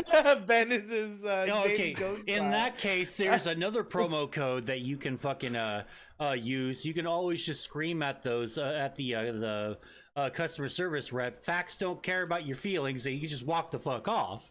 Because that works every single time. You can win internet arguments with it. You can do anything with it. Which, by the way, speaking of Ben Shapiro, I do have news bit I want to talk about in a little while here, and we're gonna have to speed this up because we've talked about. No, I'm not picking a side on either one on that one, man. I fucking hate them both so much. Like, I hope they both tear each other the fuck apart. So you're saying you're anti-Semitic, is what you're saying? Well, I don't know who said that, but well, you certainly say you don't like Ben Shapiro. No, I don't like Ben Shapiro. He's a fucking con man. Okay, Mo, I a humble peasant would like to make a suggestion. Sure, what's up? So I know the stories you have left for tonight, and I'm about to leave the room and like piss and get a glass of water. I'll probably be gone for a couple minutes. You should do the WWE story, because that's the one I know literally 0% information about.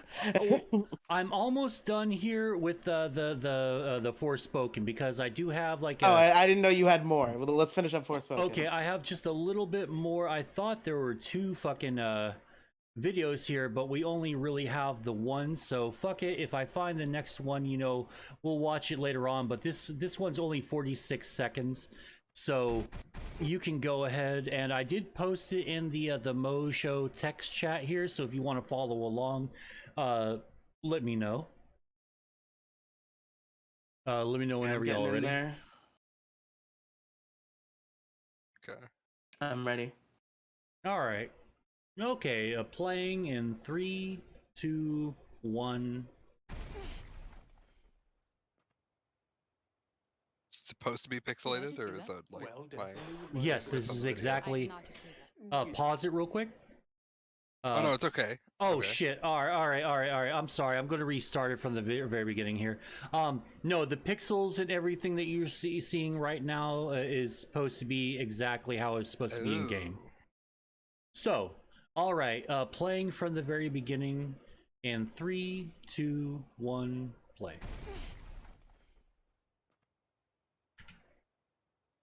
Did I just do that? Well, definitely with my assistance. I did not just do that. We did.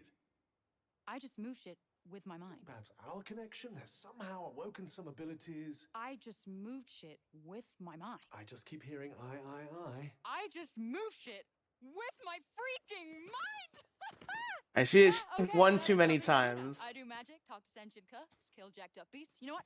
I'll probably fly next. Now you're just being ridiculous. Oh, that's too far. Good to know there's a line. If you could just master these new abilities, with my help, of course. Did you not just see me take out that gnarly beast? Oh, bring it, you mangled monsters! It doesn't even look that good. Okay. all Real right. quick, before we talk about what the news story is actually about. Sure. I can't decide if I love this character or if she's too much. All right. Because you see, a lot of that was fun, but like she did the move shit with your mind joke was good. She did it exactly one too many times. Yeah, that's Like- actually a common retweet complaint about that. You're actually 100% like in the Twitterverse with this one. But like she is Yeah, a but how many of vibe. those people saying that just don't like women? I don't know if it's really the sexism part in this one. I don't know if that is yet a prevalent thing. I think there's a few douchebags that have made that their big I focal think it's always points. a prevalent thing in the gaming sphere. Well, I am seeing a lot more people going, holy fuck, the minimum specs give us this, and you want me to have these other two things in order to properly play the game? Because everyone thinks that this game looks like shit based exclusively off this video right here, because you know, this is, you know, it's supposed to be this huge powerhouse, graphical powerhouse of a game, and we got this looking like it looks. And now the mouth doesn't really sync up very well with the speech, and just doesn't really look very good. Like, what about this is supposed to show us like what you know, it's supposed to give us, you know, in terms of graphical capabilities and all that? Why is it such a huge fucking game to play? Like, if this is what we're getting at the get-go, like, I don't know if it's going to be worth $70 and 150 gigs worth of space on my hard drive. That's the big complaint right now I'm seeing. Who cares, man? It's not just it's the fault of the community and of the game in this case. Okay. Where it's just like, who the fuck cares about fucking flashy graphics? Like, Well, you no, just gotta. I do. You just gotta. I personally think that's a big deal, especially with the amount of money that we're shelling out for good PCs and fucking up-to-date PS5s and Xboxes and stuff. Like, I think that's a big deal. Like, this looks like a PS4 game, but still struggling for, you know, in that regard. It probably looks for fine that. on PS5. Well, Mo. Well, this is supposed to be like a decent, accurate representation of what's supposed to be in game graphically. I think that's the big hubbub on Twitter right now because of that. Okay, let me be on my anti-society old man soapbox for a second. Sure. There's a reason why I'm primarily a Nintendo gamer, cause like Nintendo games are beautiful, but when it comes to other like big AAA like multi-platform games like this, it's just like, how like real can we make it look, and how like epic can we make the ray tracing, and how high can we get the pixel count or whatever the fuck. It's like, I don't give a single fuck. Is the game fun? That's what I want to know. See, I don't give a fun shit is if it looks like a buzzword. PlayStation 2 game. I want it to play good. Oh, but see, there's a thing though. Fun is an unnecessary buzzword, and you're being too critical. That's the big counterpoint to that. There's supposed to be a fucking another video. For the life of me, I can't see it. It's she's flying on like a dragon or a giant bird or something, and it's supposed to look kind of cool, but it also looks shitty at the same time. I wanted to watch that, but I can't fucking find that anywhere. But whatever. Also, I think I've decided that I love this character, and I'm never gonna own a PC that can run this. I don't know if it's coming out on consoles. If I it think is, it is I'm supposed to be on PS5. consoles. Yeah. okay. If I get a PS5, I might be interested in playing it because it looks like it could be good. And based on this 46-second cutscene, I've decided that I really like the main character. So we'll see. We'll see what happens when the game actually comes out. Maybe she's too much. She's kind of on the edge. I adore her right now, but like it depends on if she gets a little bit more annoying or a little bit less annoying as the game goes on. Yeah, a lot of people are saying that they don't like the dialogue. It's annoying. Because, like, she does that, I moved stuff, I did that right there, blah, blah, blah, blah, blah. So, like, But you okay. see, I love characters who are annoying to some degree. Like, being annoying is like a fun character trait. Like, if it's done the right way. This is almost the good kind of annoying, except like I said, she says I move shit with my mind about like 5 times. She should have said it 4. I didn't count them exactly, but she should have said it exactly 1 less time than she did, and it would have been perfect. Yeah. And other than that, I love her vibes a lot. Yeah, I have been reading a lot of the criticism online about this game. It sounds just like a little bit nitpicky, and a lot of people are just jumping on the fuck the new game bandwagon. I'm trying to focus on a lot of the reviewers with some semblance of credibility, you know, nothing that has any kind of underlying sexism toward it or anything. Like all the geeks and gamers fucking crowd, I'm just not listening to them at all, because, you know, like you listen to them a lot, you kind of get burnt out a whole lot. That's why I'm like I'm mixed feelings about the Hogwarts Legacy thing, because I don't know if this is just an op or not, but we'll get to that here in a little bit when you get back doing your thing, Riley.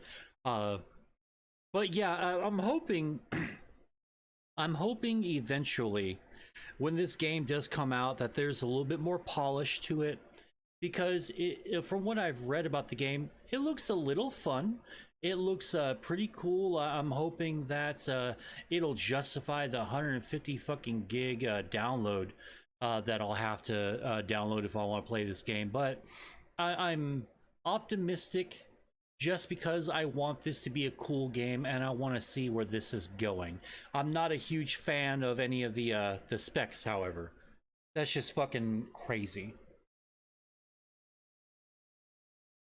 Anyway, you want to go do your thing real quick? Ryan? Yeah, I'm gonna go piss. All right. I'll be back. Okay. Have fun. Good luck. Thank you. Thank you for the good luck. It means a lot. Yeah, you're gonna need it.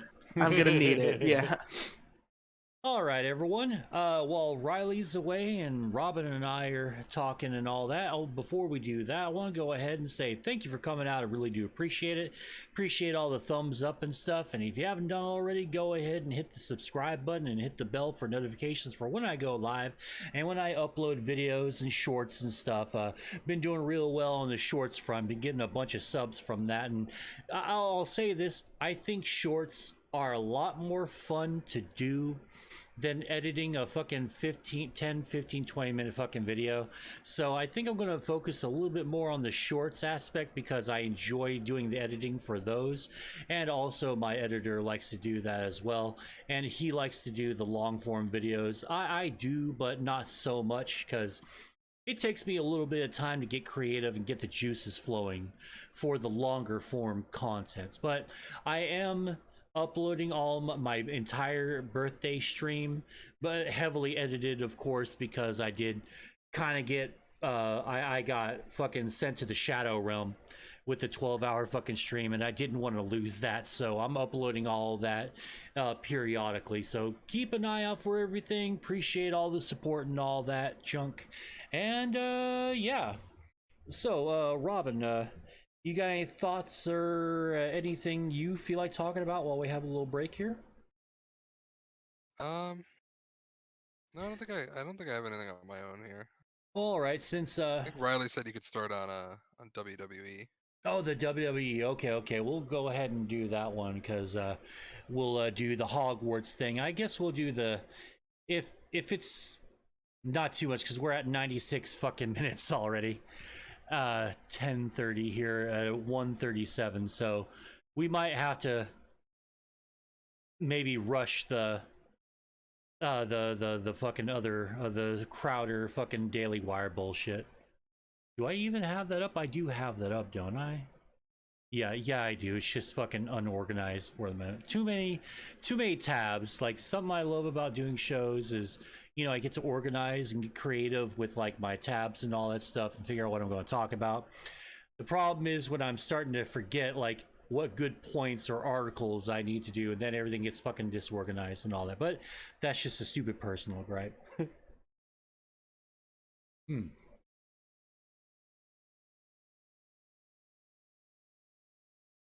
Yeah, because the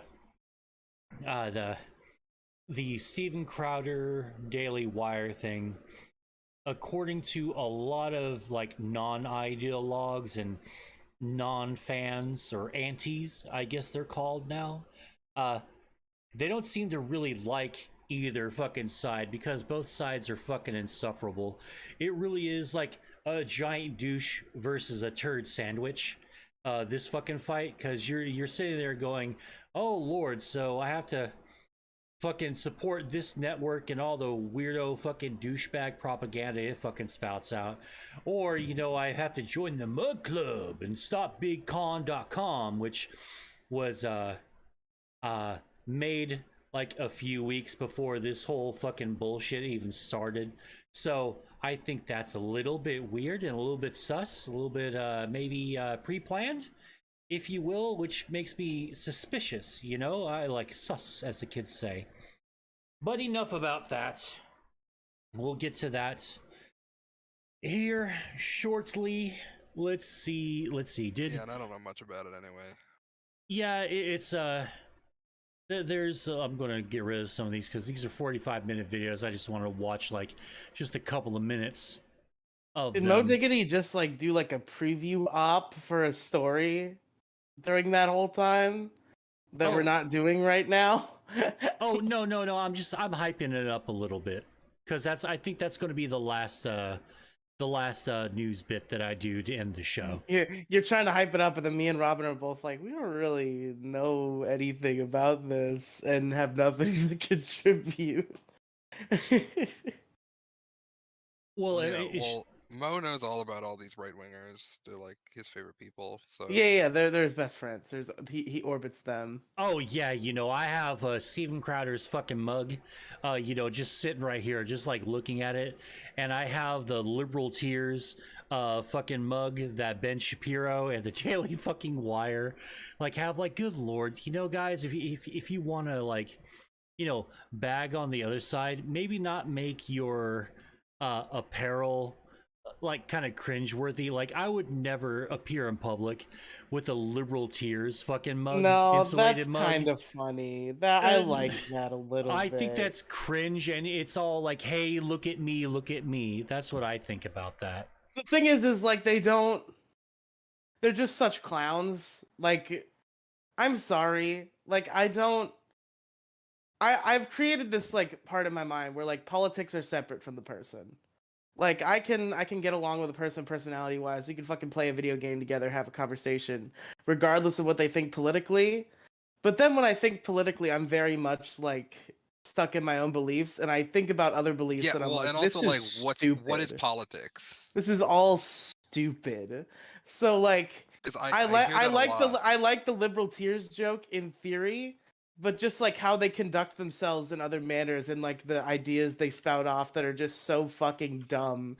Yeah. It's like I can't enjoy the Liberal Tears joke as much, but that's just like separate the person from the politics. Like, you can be friends with people on the other side, and then I like hear people who are like, yeah, actually all trans people are pedophiles and we need to kill them and remove them from society. And I'm like, yeah, that's not yeah, I don't know if I cool. can like I don't know if I can like be cool with there's someone also like a that, difference though. in degrees. Like, I feel like even what you're describing, you're describing a huge like hyperbolic. I'm not saying that it's not like, I'm sure people believe exactly that because we live in a crazy world. Oh, but like, that's a Christ, here very we go. hyperbolic way to have that take. You can have somebody who's more reasonably like, I personally don't understand this movement. Well, I'm and talking to you guys, right? I feel like it's yeah, of course. I feel like it's negatively impacting our children and their futures. Not they're pedophiles and they should all die, but I disagree with this movement. I could see that. but I can't. Again, I can't see what you're describing. Obviously, if they're like all trans people should be killed and are pedophiles, it's like, all right, buddy. I see that Come a lot on. though on fucking Come Twitter. on, Like man. But that's always because whenever I'm like I can't be friends with someone like that. They're like, you can't be friends with someone with different political opinions than you. I'm that like, fucking dog. sucks. Yeah. Yeah, like they want me to die. Like it'd be What do one you thing mean? if it'd be one thing if you just disagreed with this or that, but like, you know, like before the Musk buyout on Twitter, yeah, I think it was pretty bad then, even with all the craziness and all that from the other owners and all that. And since Elon took over, it's blew up exponentially. I have seen like a super sharp increase in like fuck trans people sort of rhetoric, you know what I mean? So like what Robin's saying is like totally 100% accurate. Because that shit happens like a whole lot. Like, hey, goddamn, dude. Like, when Musk bought Twitter, a lot of the masks came off, like both on the left and the right, but mostly on the right. You know, if I'm being like completely honest and trying to be as objective as possible, based exclusively on what I've seen myself. And sure, some people could say that's anecdotal, Mo. Well, anecdotal evidence is still evidence, I think, in some cases, especially in stupid internet fucking arguments that don't mean Well, anything he but actually only to you. You he know? admitted he like changed the algorithm because Yeah. someone was like, hey, has anyone noticed I'm getting like you're getting a lot of like right wing posts all of a sudden in your like in your timeline, just randomly getting recommended to you? And then Elon replied and was like, yeah, right wing people should see left wing people, and left wing people should see right wing people. You can just block endlessly if you want to stay in your echo chamber. It's like, Yeah. dog, you had a perfectly good working algorithm for Twitter, Yeah, and then you just got rid of it. He also see- hold on one sec, Riley. Sorry, my apologies. He also said last night that a lot of people you're starting to see this this Rob Reiner tweet pop up in a lot of right-winger circles, and a lot of right-winger Twitter types are saying the same thing, except with that. And Elon responded to one of them and said, oh yeah, the people that you're trolling now, you're going to be seeing a lot more of them in your timeline. So if you don't want to see their opinions or anything anymore, stop trolling them so hard, because you're starting to be punished for being a shithead to people online as well. So there was that, what Robin said, and then what Elon said last night. Go ahead, Riley. So what Robin is describing sounds fucking stupid. When I thought about what Robin was saying, what I assumed would be like the reasonable thing for Elon Musk to have done and to have said that he did was, I think it's pretty obvious that with old Twitter staff, a lot of right-wing accounts were getting like shadow banned and shit. So what I figured is the reason why they seem so prominent is because they're not hidden anymore like they used to be. They're just like as public as any other tweet. But the way Robin is describing what Elon said sounds infinitely more stupid. Where he's like, "Oh, the people who are on the left get to see the right shit." It's literally what he said. Yeah, That's yeah, so I think that's dumb. exactly what he said. That's the dumbest shit I've ever heard. Are you Like, saying that Robin said that was stupid, or that are you saying No, what Robin said I'm was stupid, or saying- what Elon said was stupid? what Robin is saying? Okay, Elon my bad. said. What Elon said. Now, Riley hasn't I'm- seen the tweet, so Riley's going off of my. I'm going off of your recounting of the tweet. So like the reasonable thing I thought was that it was just like, oh, he got rid of like shadow bans, and now all the right stuff is just like as public as the left stuff. But the way he's describing it, it sounds like he just went all wacky with the algorithm because he's Elon Musk and he does what he wants. He's pushing. and like, by the way, right wing tweets. Like, I wouldn't get mad if I saw like like Republicans like tweeting whatever, like, oh, the economy is so bad, or like shit like that. But no, like, it's literally all like calling me a pedophile. Like, it's literally just tweets like that. Like, I have screenshots of just recommended tweets that I get. Well, I don't really go on Twitter anymore, but the recommended tweets are always like anti-trans stuff, like very inflammatory, like fucking like I'll get Jordan Peterson and fucking Who else? Fucking quartering, Tim Pool. They all just pop up now and recommended. Oh god, And they're those two always saying suck so much. anti-trans shit. Yeah. Just God. Every time the quartering will have like 4 or 5 good videos on a subject that I really like, I forget, oh, this is the fucking quartering. And then, you know, he starts putting up like 20 fucking the stupidest fucking videos I've ever seen in my entire life. Oh, Libs of TikTok too. Oh god, Libs of TikTok is a fucking weirdo as well. Started off really funny, and then it got they start getting, the mask fell off. And then it's sort of like, well, I'm not going to follow you anymore. You see, you see the idea. Oh, go ahead. So you first. Sorry. After the doxing incident with Libs of TikTok, they then showed up on Tim Pool's show, and the mask was officially off then. And now ever since then. Well, yeah, the second she appeared, like they immediately found video of her at the Capitol riots. Jesus. Like immediately, where she was like, I wasn't really involved until, you know, very recently in politics, like the past couple months, and then it shows her fucking at the fucking Capitol riots. So the thing about Libs of TikTok is Christ, the idea. What? I'm just fucking with you. I'm fucking with you. Go ahead. The idea behind it, like Moe said, like it started funny because like all I saw was like it popped up on my recommended, and it was just like a couple videos of like absolutely insane leftists, because there are a lot of absolutely insane unhinged leftists doing absolutely insane unhinged things. So those first couple videos I saw, I'm like, yeah, this is funny, this is a fun account. I think I probably even followed it, and then I started reading shit about it, about like how like hateful they were being, and like them appearing on Tim Pool, like Moe was talking about, and like the encouraging violence against trans people, and I was like, oh, yeah, well, you know, like tweeting out like drag shows and stuff, so that way they can like get targeted by fucking right-wing groups. Like, yeah, you know. Yeah, I thought it was just a video of like a funny, like a teacher who's insane and teaches kids crazy shit. But then it got worse. It all devolved, as things tend to do on the internet. Yeah, I've noticed with a lot of like right-wing parody accounts too, like Libs of TikTok, for instance.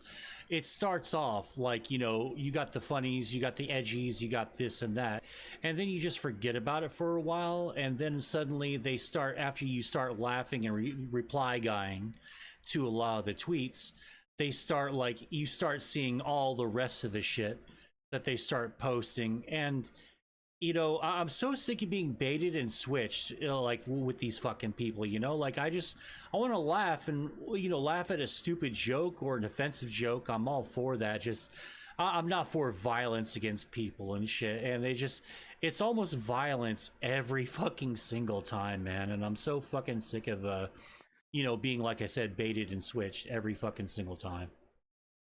I'm trying to remember. So I don't know the details of this story. This is pieced together fragmented memories, so take it with a grain of salt. But there was some gimmick account.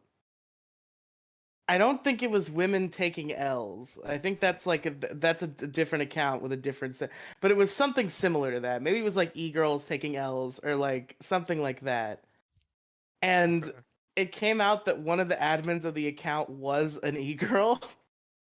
And like they got like bullied about it, and they like threw a fit, and then they ended up getting like kicked out of the account.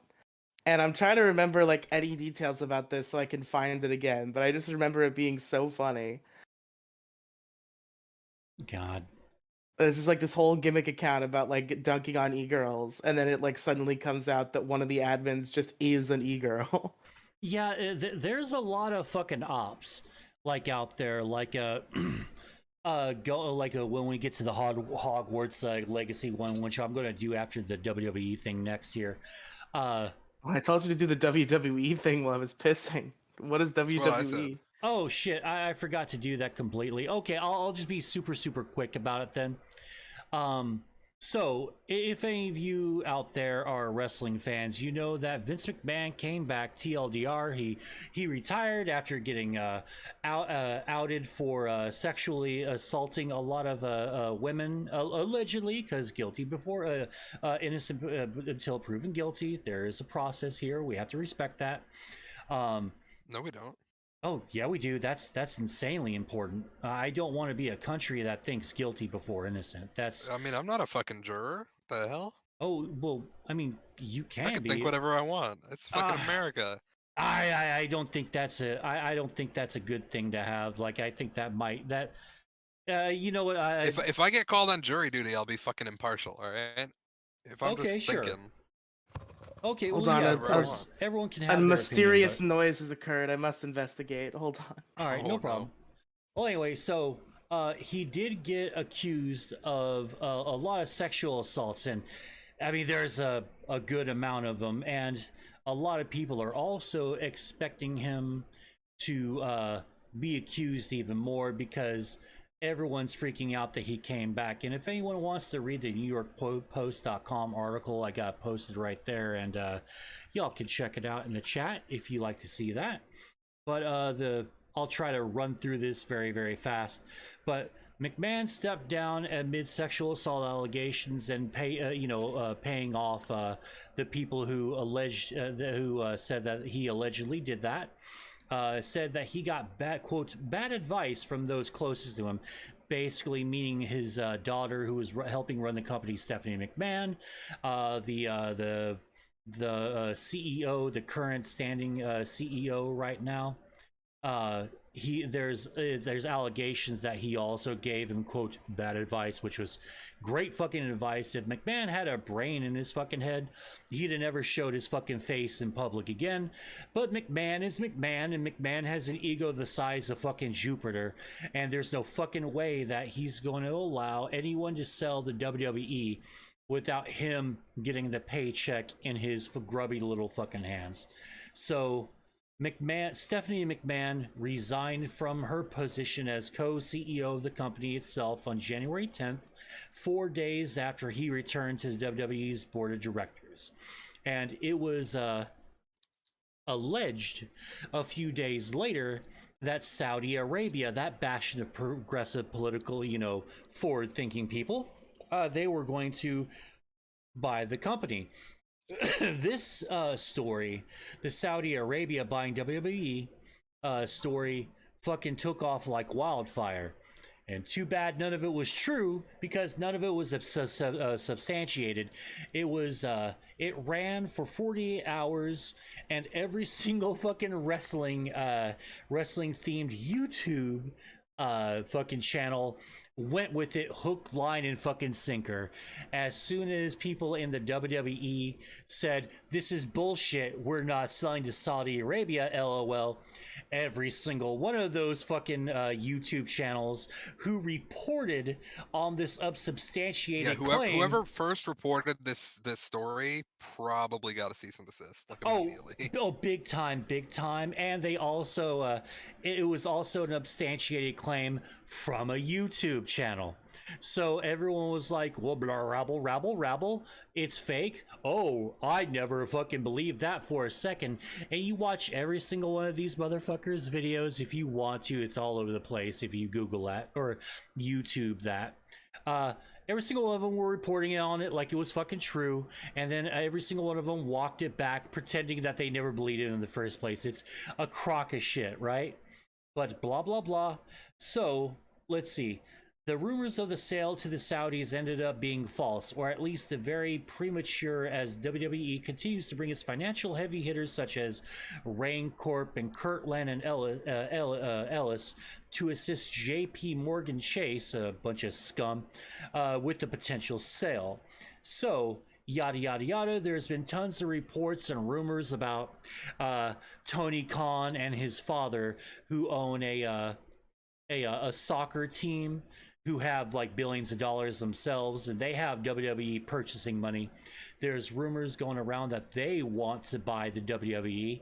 That would be fucking funny. Because look at that. Who won the Monday Night Wars and who won the big war in general? You know, turns out it's this fucking dude named Tony Khan, if in fact that actually happens. So right now, nothing seems to be coming out. Just Tuesday, a new SEC filing revealed Vince McMahon changed the company bylaws upon his return and no longer needs the board's approval for his actions.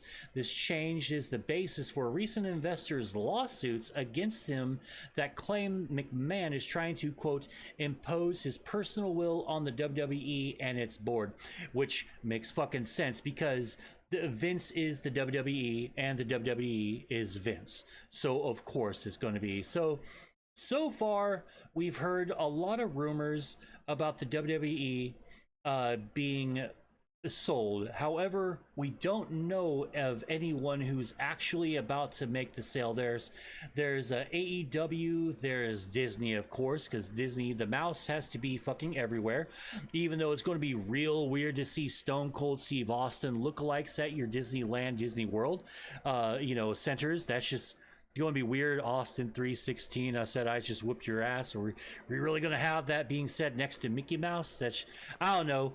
I think that's a weird company to be bought, to buy the WWE with its. They're gonna open history. a new. They're gonna open. They a new, own like, everything. Yeah, they're gonna open like a new sect of the park, like they did for Star Wars. They did Star Wars. They're gonna do WWE Land. Oh god, and watch them fuck it up like they did Star Wars. Star Wars. It's basically here's the Sith. Here's the Jedi, here's lightsabers, oh look, the Millennium Falcon, hooray! And that's all you had to do. But they had to get real weird with it. They wanted to create their own, quote, Star Wars universe, and they fucked it up because they cannot into Star Wars. Wrestling is just wrestling. Just put some wrestlers out there, they will do the rest. But I think that they'll fuck that up too if that happens. Anyway, so that's the WWE stuff right there. So we really don't have to get into the. I'm going to go ahead and kill the Frosk fucking shit, because who cares? Give a single shit about Frost. Yeah. TLDR, Adam Sessler showed up on The Biggest Problem in the Universe, patreon.com/biggest problem. Go check them out. It's an amazing show. Don't you mean backed.by/biggest problem? Oh, my bad. Yeah, backed.by/the biggest problem. It's a really interesting concept made by Dick Masterson and a group of people.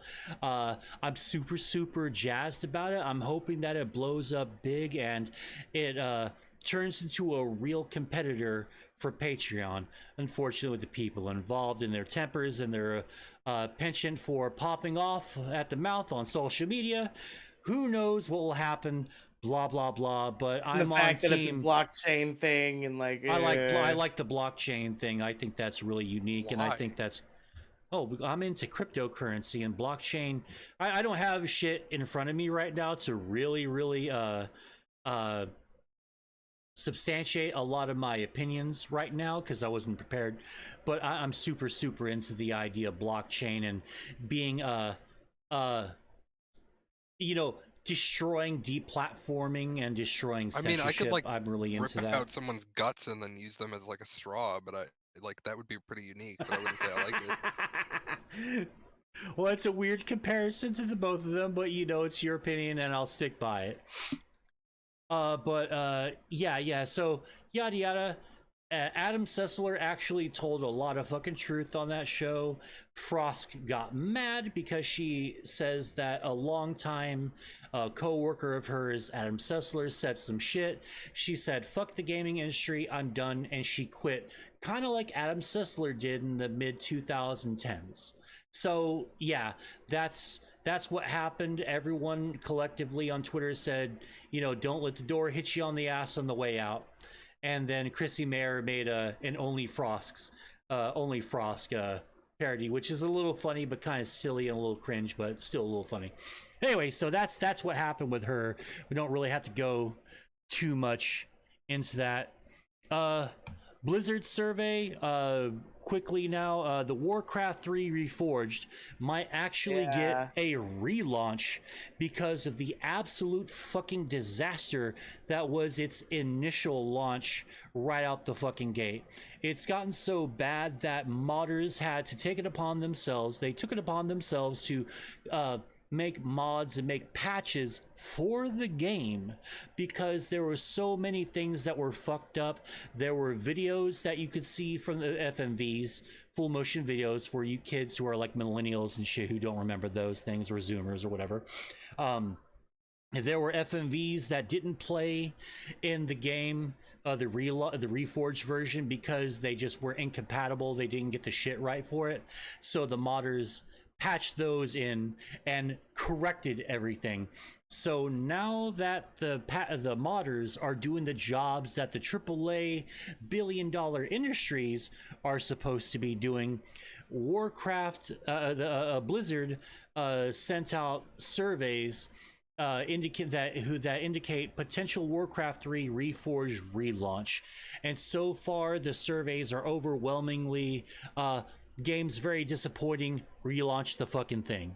So that's the TLDR of that. So hopefully in the future here we'll actually get an unfucked up Warcraft 3 Reforged relaunch, and we'll actually be able to play a good game instead of me going to a site to go check out the original version, which is right now, as it stands, the superior version of the game. So on to our next to last that I am not playing this 10-minute fucking video anymore. I was going to, but we'll skip through the Asmongold one here in a sec just so we can get some laughs. So Riley, did you want to talk about the Hogwarts Legacy pre-order stuff? Or not pre-order, sorry. Hogwarts Legacy game release and the boycott surrounding that. Do you still want to talk about that? Yeah, I do. You're really married to the Crowder thing as the last bit? Well, who cares? Why do you care? Because I feel like... That's a good question. Who cares? I feel like all three of us are going to have something to say regarding the Hogwarts Legacy controversy. And I don't know shit about Steven Crowder. Yeah, he just like complains about people using the bathroom. Yeah, he says like change my mind sometimes. That's like a bit he does. All right. And spoiler alert, he never changes his mind. He Really never weird. changes his mind. Wow. All right, we'll go ahead and bump that since, like, you know, y'all don't know anything about it, and we'll just make the Hogwarts Legacy thing the last bit for the show. How about that? Okay, so I knew this was coming. When is the game coming out? It's got to be soon, right? February 24th, maybe? I don't know. Let me see. Okay, so in just about a month. Maybe it might be less. Hogwarts. This is when the discourse about this game has existed since it was announced, but I'm really starting to see it become prominent now. It's starting to February spread 10th. a lot more. Yeah, February 10th. February 10th, so less than a month. I hate that this fucking dumb video game has to be this fucking political cornerstone of our lives. Why does even a single person care? Well, even one. Well, because J.K. Rowling, who's obviously the creator and author of all things Harry Potter, said a bunch of shitty transphobic stuff in tweets and all that, and the a lot of the activists on trans Twitter, that community, she made it a problem. She did. Yeah, she wouldn't shut the fuck up about it. She wouldn't take the hint and just go to do like everyone in the world does. Go to your little Discord fucking corner and rant and rave with your fucking little inner circle of people and just do that. Well, no, but what she did is she was like, "You're paying my royalties." Like she said some shit like that, and everyone was like, "Okay, well, we're just not gonna buy your game then." Oh, okay. I guess I must have missed that one. So that was a point of contention then? I thought someone got just... mad at her, and then she was like, keep crying while you buy my products and give me my royalties. Oh, Christ. Yeah, but whatever. J.K. Rowling, she's already rich. I mean, yeah, but Who when you go out in cares? public and basically say, like, yeah, you're giving me a bunch of money, I then get like a it. bunch of people are gonna say, well, no, I'm gonna boycott it. You know, I get it, but at the end of the day, I don't think she's gonna make royalties on this anyway. Like, don't you just maybe I'm wrong, right? But I think standard She- procedure for a video game is you buy the license, right? yeah, does J.K. Rowling own Harry Potter? Yeah. Yes. Yeah. Okay, So she I didn't know if probably- anybody had ever bought it from her. Yeah, she Or hasn't sold it. Oh, that's a good point. No, I don't think she has, but I think you just sell a license. Yeah, so I think she probably got a one-time payment that she's already been given to license Harry exists Potter. now. Yeah. And if she does get royalties, it's gonna be way less than 1%. The people who are like making such a big stink out of it, like all the big posts where they're like, all the liberals think they're gonna own all of the anti-trans people when they Now, have this like there is another diagram about how by buying the game you can't be an ally and you must hate trans people if you buy this video game. No, I don't think that's true. But there is another very important point to Hogwarts Legacy, and that is it seems like the plot point that they went for is like the wizards versus goblins thing. And like, do we really have to focus on the anti-Semitic goblins? I don't think absolutely we do should not make believe that that the they're focus. anti-Semitic. I think that's Have you overblown bullshit. Are the goblins anti-Semitic? What are you No, talking that's not about? true at What- all. No, the fucking people who hate Harry Potter, They're they a- do this like it comes from the They're same totally crowd. No, Jewish I analogs. I You're don't think so insane. at all. I don't think so Look at at all. them. They're like they're bankers goblins. with big They're supposed- noses. yeah, that's what goblins look like. I mean, they're like fucking dragons And they're like stuff who, slaves. no, the goblins aren't slaves. Those are the house elves. The goblins are like Well, the house elves too, but the goblins like they're kind of just slaves. I don't think they're slaves in the Harry Potter universe. I mean, I never heard They're not anything treated about very that. well. Well, I'm going to be honest. I love Lord of the Rings a lot more than I like Harry Potter. The only reason I'm really talking about this because it's crazy how the vitriol on all sides has been like going crazy. Like, for example, if you look at the article that I posted in the Moe Show text here, because of the call for the boycott, it's caused this to happen.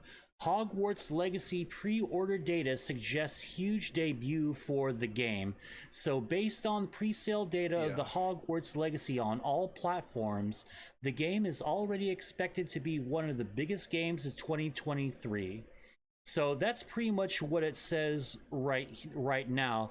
And I do feel that it's directly because of the bombardment from the antis, I guess, for lack of a better term here. And I'm just trying to be quick with the conversation here.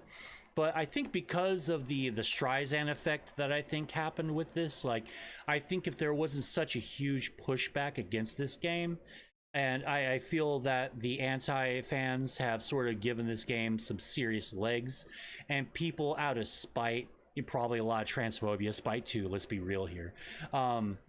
There is a lot of people who are buying this game out of spite, and because of that, it's on track to become one of the biggest games of 2023.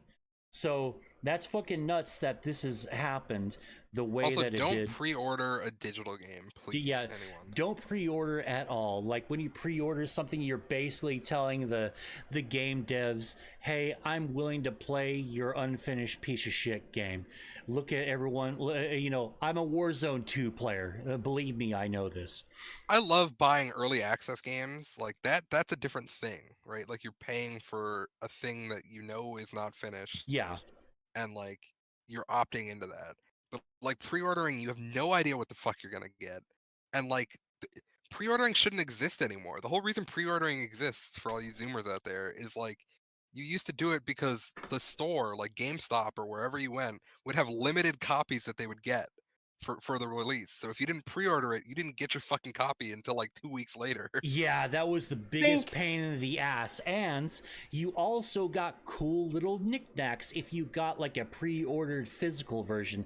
You also got the same knickknacks too if you got it online, but you'd get them Even if like it's a just little steel bit book, later. dude, the steel books are fucking up. You cut out real bad right there. What'd you say? I think I did cut out. Yeah, no, like steel books were fucking awesome when you get the steel fucking cases. Oh, for the steel, games. yeah, the steel cases were one of my favorite pre-order bonuses for games, and I used to like to pre-order games way back in the day because, you know, I would pre-order fucking Gears of War 3, awesome game, had a great time playing that.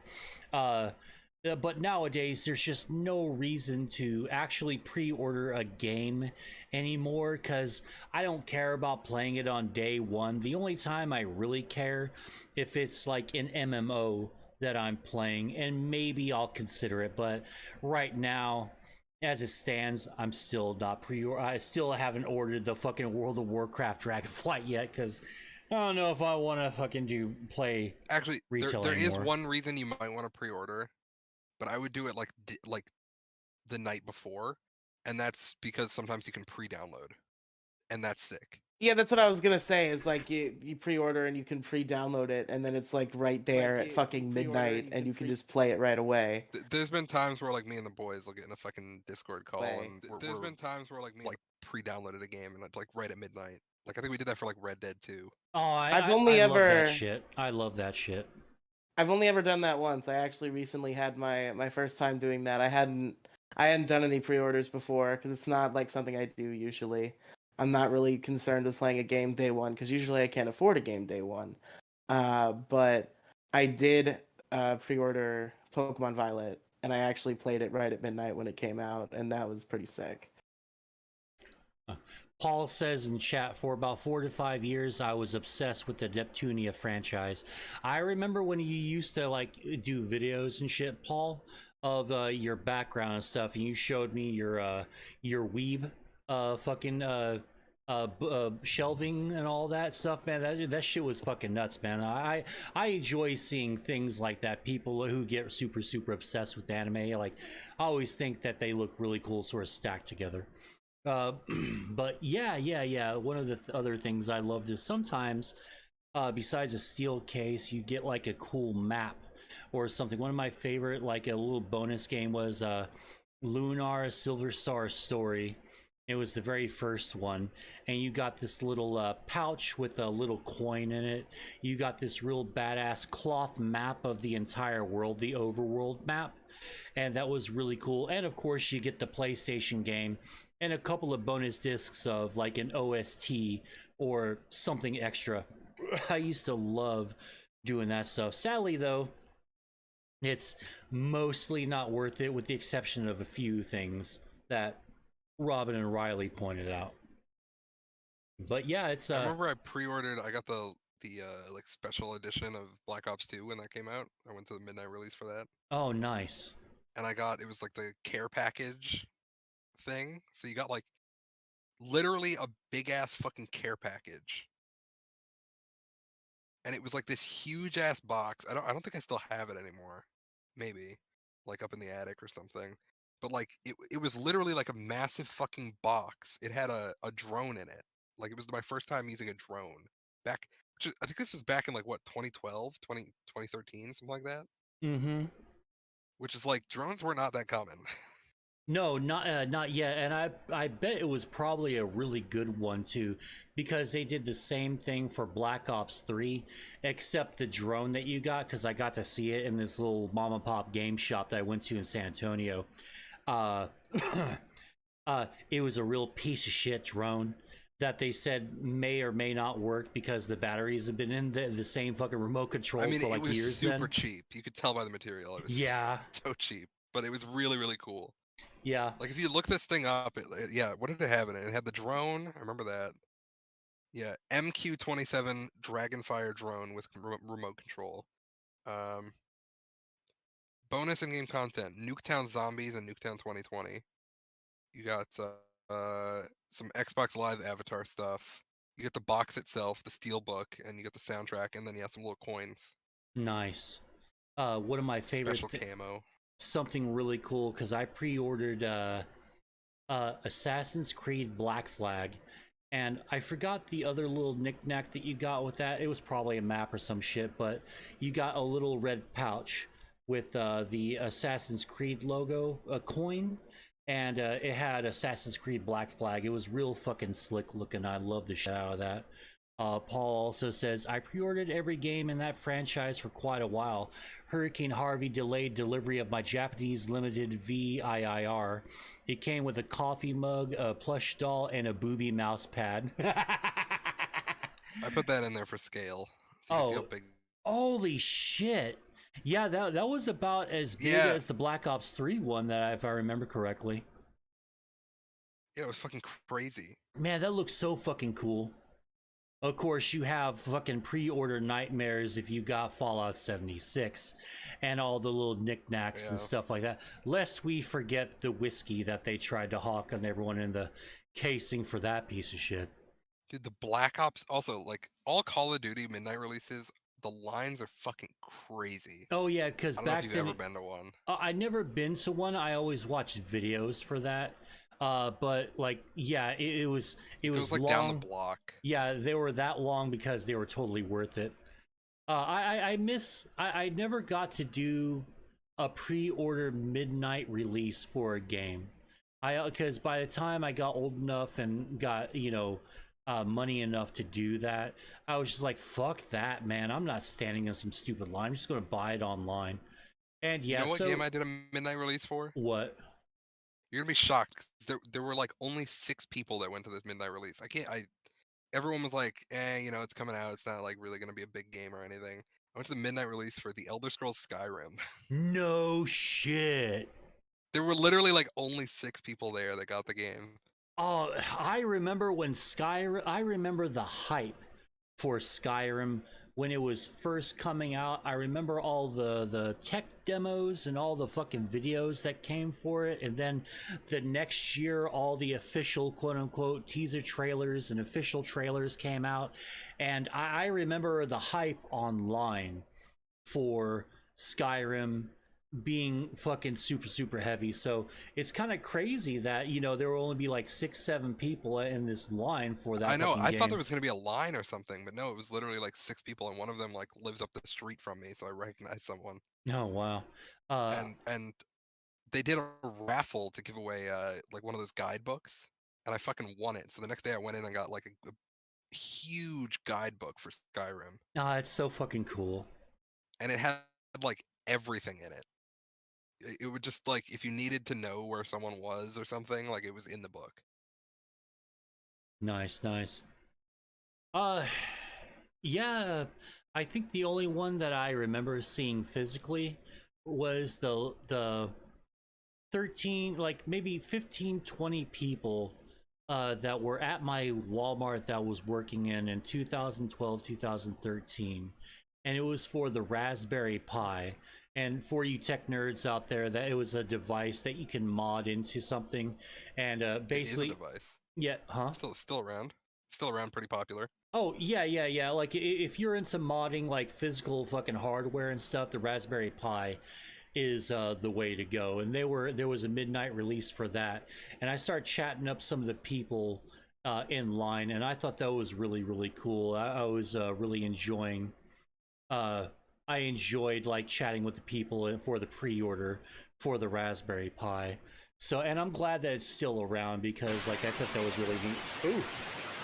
Oh, Robin. Oh, Lord, what is going on? What the fuck? Oh, Robin just got absorbed into the fucking shadow realm. I don't know what that was.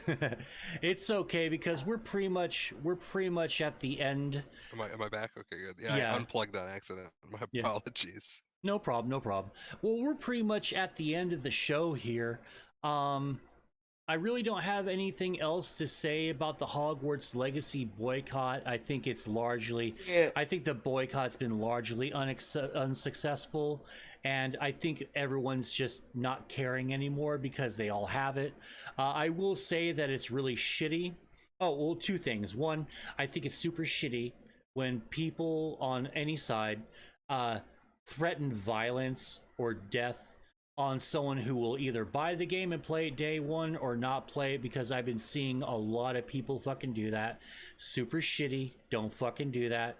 And two, I floated this idea to my brother, and he says, you know what, that this is kind of conspiracy theory territory here, but maybe that was the people who made the game, and they basically false flagged a fucking boycott for the game in order to boost up its numbers, and it was largely successful. No. I mean, the people that made the game seem pretty based. Do you mean based in a nice way or based in an alt-right sort of way? Based in a left-wing kind of way. Oh, okay. You can you can have like different like gender models, and like like the voice, you can have like different gendered voices on different gendered character models and stuff like that. Okay. So like you can have a female character model with a male voice and shit like that, which is really That's cool. pretty based. Cool. Yeah, that's exactly. That's sick. Yeah, sort of like a fuck you to J.K. Rowling, I'm sure. As far as like you said, no, Riley, I can go on Fiverr.com and type in, you know, help me out with my YouTube channel, and for like 10-20 bucks, I can buy like hundreds of subs. Use ChatGPT. What? Yeah, use AI. Oh, what is that? I've never heard of that before. You haven't been following the ChatGPT stuff? It's like a whole AI. You can just ask it anything, and it'll just give you like a big paragraph text block. You just say, "Give me YouTube video ideas," and it'll just pop some shit out. Oh, really? Oh, you could literally ask it anything. Is that the program that like popular streamers are using to talk to like the AI version of themselves with? I don't know. No, I think it's a different thing, but it's also a prominent AI. I mean, I don't use it because project. it's Elon Musk stuff, so you know. Oh, okay. Yeah, because with VTubers, there's I don't want to feed. I don't want to feed Elon Musk any information like AI-wise. Yeah, that's fucking valid. That's extremely valid. I understand that 100%. Fuck that. I don't want to give him any fucking data. There's a new trend that VTubers are doing for YouTube videos and for their streams. There's like Nanners from Shoujo. She chatted with an AI version of herself, and it was the funniest fucking thing that I've seen so far, like from like that sort of meme thing that they got going on, because some of them are hit or miss, but she knows how to be funny. So that was really enjoyable. But that seems to be the new trendy thing for a lot of VTuber types and a lot of other types as well. So I'm looking forward to that. Anyone else got anything else they want to say before we end the show? I've been trying to make a point about Hogwarts Legacy for about 45 minutes now, and we got into like several tangents. Oh, okay. Go ahead. My main thing about Hogwarts Legacy is like, I think it's very overblown. People are saying like, oh, you want trans people to die if you buy Hogwarts Legacy. Like, shut the fuck up. Like, yeah, a lot of those a lot of those people have been getting fucking smacked down because of that, because a lot of VTubers, Iron Mouse, for instance, she said she wanted to play the game, and somebody came into her chat and says, well, I guess you don't like trans people, and she shut that shit the fuck down, because people are getting real fucking tired of being normies are getting real fucking tired of being called some shit that they're not, and that has been the overwhelming majority of people, it seems, when it's you're a transphobe if you buy this game, ha ha ha, I got you. Sort of little gotcha fucking Twitter bullshit, and people are getting real angry for that. Yeah, no, you want to focus on real transphobes. Like you should be hurling your energy towards like a libs of TikTok, not a John Smith who purchased Hogwarts Legacy because he liked Harry Potter. Or just J.K. Rowling herself. Or J.K. Rowling herself. That also works. Yeah, I'm sure she still has a Twitter account. Go yell at her. You know, she does. Yeah, but my main point. She's a fan of Papa Musk. Oh no shit! I didn't know that. Probably. My main point is, this is what I've always said since it was announced, is that I am gonna play this game. I'm not even like a Harry Potter fan. Yeah, because I hate trans people, of course. That's why I want to play the game. No, but I don't like Harry Potter that much. Like, I read a couple of the books, I watched a couple of the movies. It just didn't grab me. I was not into it. But like, I hear like about how this game, and I'm like, that sounds like it could be a fun way to spin a Harry Potter narrative into something that I could like and be involved in. So It looks I'm cool gonna, to just walk around in. yeah, It looks pretty. Again, I'm not really super interested in the story because they're doing the whole goblin thing, but I mean, just walking around Hogwarts sounds kind of dope. just like walking around Hogwarts, going around the world. I would like to see like I Cast haven't looked in spells. I haven't looked into a lot of gameplay, but like how casting spells can like affect the world. Because isn't it an open world type game? I believe so. Yeah. So like seeing how like different magic spells can like open up different paths and like affect the world. Like this sounds like it has the potential to be very fun. There's Are some they old Harry Potter games that are pretty good as well. Are they backporting it? Do you know? They're doing that for some big games still nowadays. Is it getting PS4 and Xbox One versions? I don't know, because there's been a lot of devs have been bitching about still having to do that. Oh, there are going to be PS4 Okay. and Xbox One versions. I'll probably buy the And PS4 Switch. version then. Ooh, Switch. Oh, Switch, nice. I'll probably buy the PS4 version. The PS4s are more technically competent than You can Switches are. explore Hogwarts while laying in bed. That is sick though. That's true. Mhm. If it runs good, it's just unfortunate that a lot of third-party Switch ports don't run very well because the Switch is very niche hardware. In terms of like power and like what it does. Like the first-party games all expert full, but a lot of the third-party ports are a little fucked up because they don't know how to do it right. I mean, look, I eat Chick-fil-A, right? Like, You know. yeah, like I like good chicken. I was gonna order it today, and then I forgot it's the Lord's Day, so. Oh yeah, they're not open. Yeah. That's actually the premise for one of my favorite Asterios Kokonos fucking jokes when he was still going to the Dick Show, is that he was going to another city to do a gig, and he was away from his quote liberal friends, and he wanted to eat Chick-fil-A without feeling guilty, and then he went to there and he forgot, oh, it's a fucking Sunday, and the fucking thing wasn't open. So Yeah, I was gonna order a fucking spicy chicken sandwich today, and I was like, oh wait, it's fucking Sunday. No, it's Sunday. Damn it. Dude, Chick-fil-A is so good. I hadn't had it since I was a fucking kid. They used to have it at the mall food court where I was, and they got rid of it years and years prior, so I hadn't had it since. And then one day, people are ordering lunch at work. The fucking white girl brigade. That's not like me being mean to them. Like I was friends with all of them. But like, of course, that's the target audience of Chick-fil-A. At least that's how it seems for the past few years. Is like every basic white girl is talking about Chick-fil-A, and it is the white girl brigade that's making this lunch order. And they got me a chicken sandwich, and God, it was it was spicy chicken sandwich. And God, it was so good, man. Because It I was respect the fuck out amazing. of it. Because I don't like. I'm a very picky eater, so like every chicken sandwich is like, oh, it's a spicy chicken sandwich, but the spiciness is in like the mayo or something, and I don't fucking like mayo. Like No, the spiciness isn't in the mayo. They got spice in the chicken. No. I mean in like Popeyes and shit. You know what I mean? Like there's always like, yeah. or KFC. It's like, oh, it's a spicy chicken sandwich, and like it's just a chicken sandwich with spicy mayo on it. Yeah, I'm mayo not, sucks. I'm not into the Popeyes spicy chicken sandwich very much because of the spicy mayo. I want the patty to be spicy itself because it's fucking that's why I like delicious that Chick-fil-A way. because it's literally a buttered roll, spice in the breading of the chicken, and then 2 pickles. That's like the ideal chicken sandwich for me. Nothing on there I don't like. You could put lettuce on it, but you don't need it. It's really good. I need to get more Chick-fil-A in my life. It's literally the Lord's chicken sandwich. Like they did it. Like they really put the Holy Spirit into that spicy chicken sandwich. You can feel the love of Christ through the fucking pickles and the buns and everything. If you're feeling spicy, you could do extra pickles as well. Mm-hmm.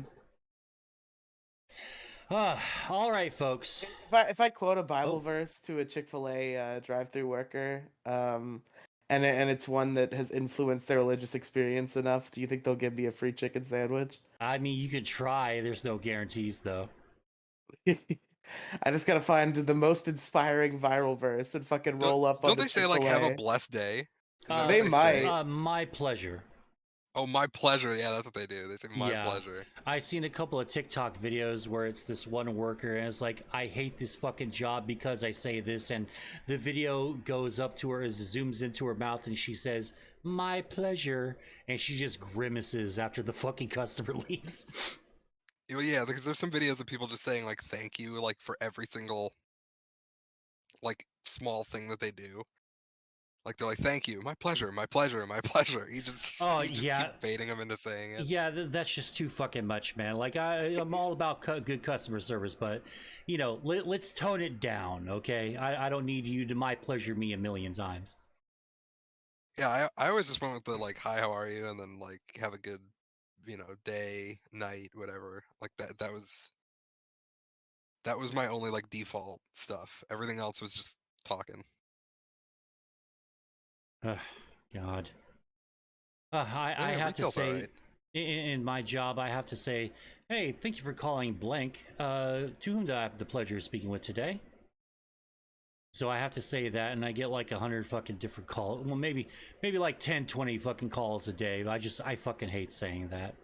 Oh, I had to do the calls all the time, and it was always like, "Hello, this is blank speaking, or Robin speaking. Like, how can I help you?" And then, they're like, "Oh, I need my car fixed." And I'm like, "Okay, well, we're not open on Saturdays." Like that was all my calls. Oh man. Yeah, And it was no, like, like you can come drop it off. They'll take a look at it on Monday if you want to drop it off today, or you can wait until Monday and drop it off. They'll take a look at it when they get a chance. I work at a call center and I mostly do IT, but I do like about like 10, maybe 10 hours of phone time out of my 35-hour week. And the phone program that I work, I just had to say like the exact same shit in the exact same sequence over and over again, fucking 200 times a week. And it's the most like grueling, soul-sucking shit. Like I couldn't do it. Like there have been plenty of times where that was just like my primary job and I had to walk in that building for 6 to 8 hours a day, do that and then leave. I don't think fucking hated it. I don't think I can do it anymore. That Like was on the always I did the fucking Saturday shifts, and like that was it. It was just fucking phone call. The gas station was so slow, and like the mechanics weren't there, so I just had to answer the fucking phone. I was so fucking happy when they finally got like the call forwarding, and I didn't have to answer the phone anymore. Oh god. Yeah, they fucking So- changed their schedules around. Now I don't have my lazy Saturday anymore. So now I'm off. I work from 11 to 7 every single day, and it's Monday through Friday, and I get Saturdays and Sundays off instead of my Sundays and Mondays that I've had for like a year and a half now. I'm like so pissed. That's like the dream schedule, isn't it? You want Monday Fuck through Friday that. weekends off. No, Like I want Sundays and Mondays because this is why. Because Sundays I get to chill. My brother also has it off, so if we want to go see a movie, we can go see that together and have some fun, like with your buddy. But Mondays, everyone's at work or at school, so now if I want to go 12, 1 o'clock, get fucking wicked fucking baked and go watch a fucking movie, and I'm one of the only like 2 or 3 people there, I'm like, fuck yeah, that's a major score. I get to go grocery shopping without a bunch of assholes there. Plus, and- if you have any response, like imagine you need to go to the DMV or something like that. Like having a weekday off for like those government buildings, like you got to go to town hall or whatever. Mhm. That's always nice to be able to have like a weekday off. Yeah, that's always cool. Because I don't fucking get it. Like banks, fucking town hall, all the fucking like government shit close is like 9 to 5, and it's like, dude, that's like working hours. Why? Why is it like this? Why are you only open during the hours that people work? I'm probably coping. You probably having a week off, the weekday off is probably good. I think I do miss my Sundays and Mondays actually. I had that exact same schedule for a time. And I guess that was good. Like I have my Sunday my on whatever my day of the schedule week I got fucked choose. up because they just like got rid of Saturday as a shift. There's just like no Saturday shift anymore. So I used to be, Tuesday through Saturday. I had Sunday and Monday off. And they got rid of Saturday shifts, so I had a couple things were tried. There was a time where I did not have both of my days off in a row, which fuck that shit, hate that. And Oh, I like that. no, it's you gotta have two. You gotta have at least I two in a always row. take Sunday off, and then I can pretty much pick what I want to do like ahead of time. There was a And, time.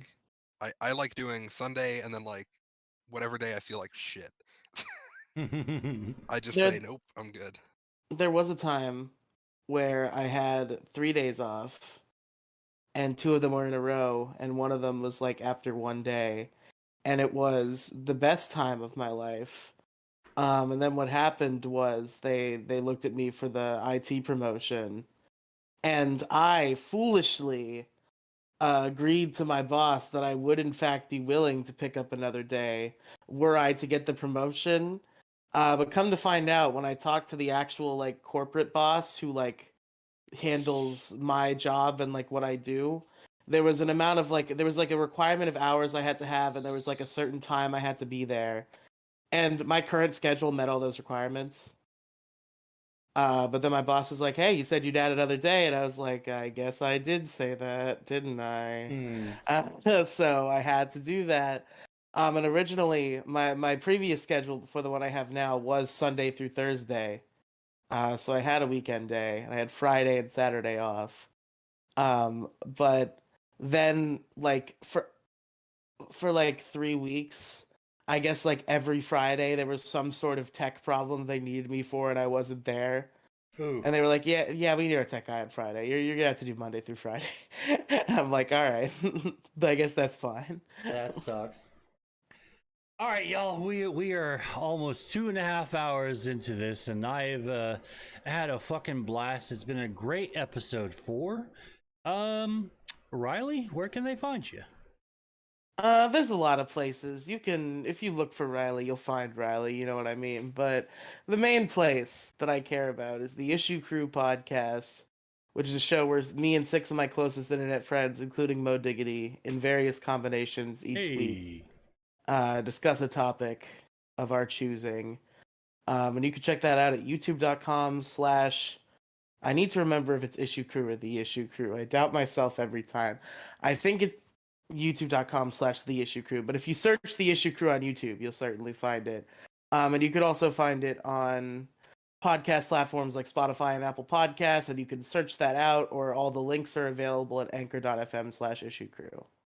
Yeah, if you want to see some mini internet blood sport stuff, go check out the latest episode of the Issue Crew, Artistic Mediums, featuring Riley's friend Daniel. Got the goat of Demigloom. So yeah, if you want to see some shit, go ahead and check that out. We can't have a guest when Demigloom is around. Like, that's just what every time Demigloom creates a hostile relationship with a guest. Like, You gotta have me as a guest. Well, yeah, but you're already like our in our friend circle. You don't count. Demi likes you, but like whenever like I bring on a guy who's like I think he'll be cool, only I know him, or like only I and one other guy knows them, and Demi doesn't.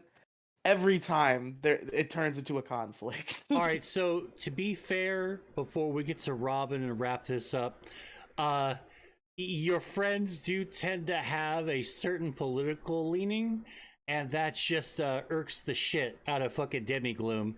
And then the guest is all like, "I don't give a fuck, you mad libtard," which pretty much is essentially the response from your guests. So I gotta say that, to be fair, to be transparent, that mostly, almost exclusively, entirely is happening because of your guest. No, I think this time.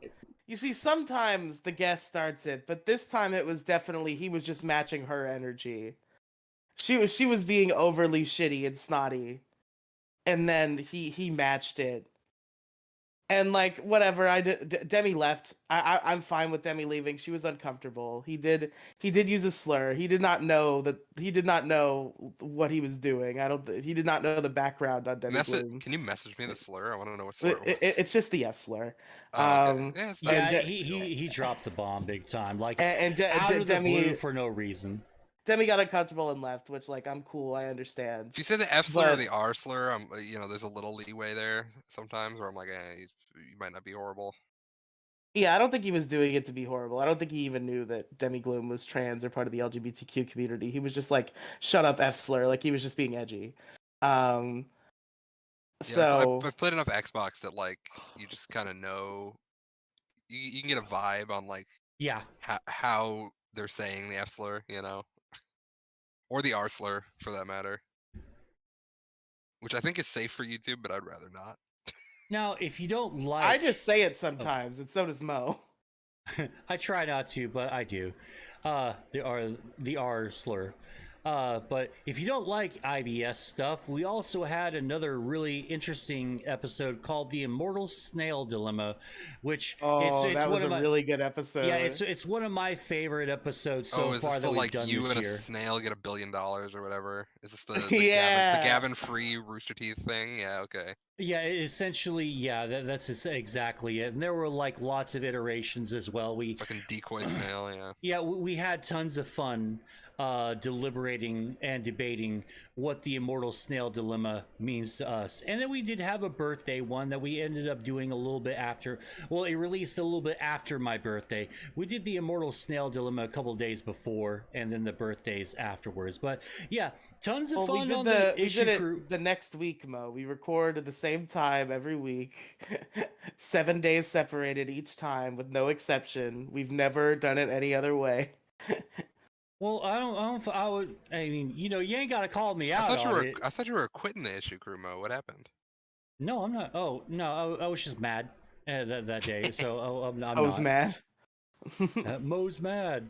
Mo's mad. Oh my god. Mo's mad. Times if 4. This was, if this was the Mocast and not the Mo Show, that would be the episode title. Mo's mad. Mo's mad. Yeah, Mo's mad It times 4. seems like Riley, your group gets into a lot of drama. Yeah, I gotta say we do. It might have something to do with the fact that all of my friends are teenagers. It might. There's Yeah, something might contribute. When I hopped in here and Demi was like, "Leave," and I was like, "Okay, bye." No. That was just because like that was a legitimate. One of our friends was having like a depressive episode, and I was too tired to move into a different voice chat. Yeah, so, I just saw a bunch of people in there. I was like, "What the hell?" Yeah. So you joined, and they're just like they just keep them out so that we could have this conversation, and I didn't have to move voice chats because I was half asleep. Yeah, that happened to me too. So I left, and I didn't really. Oh, you also rejoined them? Yeah, because I was like, oh, okay, we're having people. It's a fucking party. Let's rock. That's what I was thinking. Yeah, I do the scroll where I bad. see like what servers have people in. You know, I scroll down the list and I scrolled back to Moe's Isley Cantina. I was like, what the hell? There's people in here.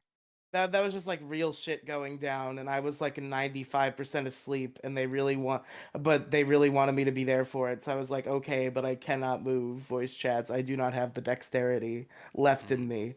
So we just stayed in here, and then they shooed anybody else who joined. All right, and finally, Robin, where can they find you at, if in fact you can be found? Well, I thought you'd never ask. You can find me on Twitch, twitch.tv/RobinViolet. Hell yeah.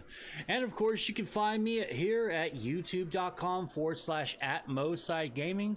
And Tifa the Hut over at fucking Twitter, because, you know, I have to take Twitter seriously, and that's my new account. Hooray, yippee.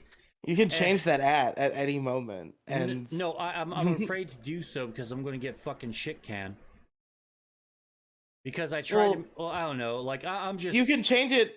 You seem to be particularly upset that your name is Antifa the Hut on this account, and that's like a silly shitpost name.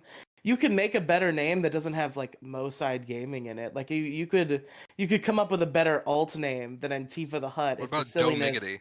If the silliness of Antifa the Hut is too much, you can always change it to something else. All right, we'll talk about it after the show. I want to see the Domigity arc. Domigity? Domigity? Yeah. All right, I dig that. All right, y'all. Yeah, you can find me over there. I got a pinned Linktree tweet with all my stuff on there. We're expanding. Still no issue crew in that Linktree. Fuck! You know, I put 3 fucking extra links in there last night, and I completely forgot. I'm going to do that tonight. In there? No, I did not put my OnlyFans in there. Mo's OnlyFans is a fixture on his Linktree. It's his top billing. And the link to prep as well, right? Yeah, those are the 2 links that, like, you know, like shake a little bit You know, just so it entices you to click on there, just because like Defines you as a person. Yeah. Oh yeah, defines me. I'm not a real man without my OnlyFans, account. I bet if you made an OnlyFans, you'd make a lot of money from the fucking weirdos in this Discord. Oh, disgusting. I really think you would make a Oh lot my of god. money. I don't know if any of never them would do- actually pay for Moe's OnlyFans. I think just the joke of talking about fucking I into the think ass there definitely is- would be some people if you priced it right. I think there would. See, No, maybe it's cheap enough. Like, yeah, $5, and you get like 2 pictures of my gaping asshole. Oh. I feel like they would. Yeah, you gotta buy show it. hole. Yeah. See, here's the thing. Like my I community. bought the Markiplier pictures. Oh, gross. Why? Did he show anything, or was it just like? I didn't buy abs? set 3. I think set 3 came out, but I didn't buy that one yet. But there was full bare ass. Yeah. Full bare ass, so no dick, no No, hole. it was okay. they're tasteful nudes is what he calls Tasteful nudes. Okay. them. Yeah, so it's like just the dick covered, but you see like everything else.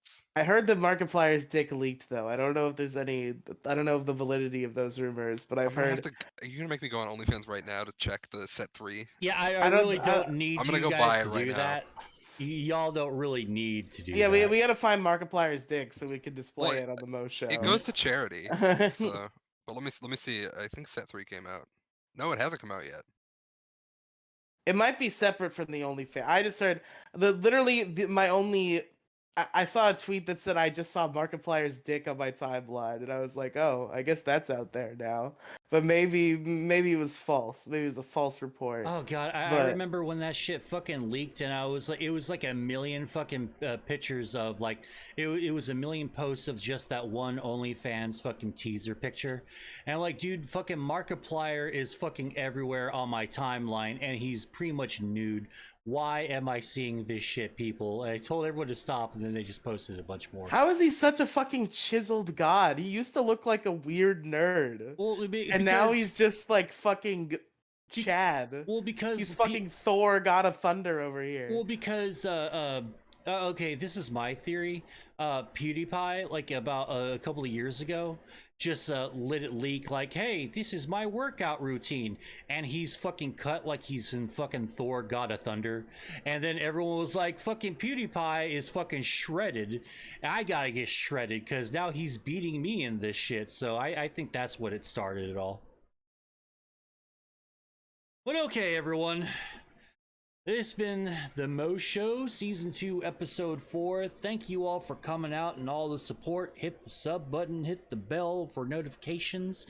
Thank you to my co-hosts, both Riley and Moe, for this one today. Wait. for this one today. For this one today. Your co-hosts Riley and Moe? Oh, fuck. I said I must have been doing... I guess I am getting tired. Yeah, Riley and Robin. I'm sorry. Riley That's a weird mistake to make, but all right. Can I ask you one question? Thank you about very the much, Moe Michael. Show real quick. Okay, hurry up though. I really gotta pee. Have you been putting these VODs on Mo Diggity 42 like you're supposed to? I'm gonna do that tonight. I know you put one of them up there. I didn't see if you put any of the others up there. Isn't there a whole VOD section now? I think so. Fuck. No, there's VOD sections, but he was posting like he was posting the archive on Mo Diggity 42 because he doesn't use that channel for anything, and it has the most subscribers of anything he has. So we were like, yeah, you should be putting them there.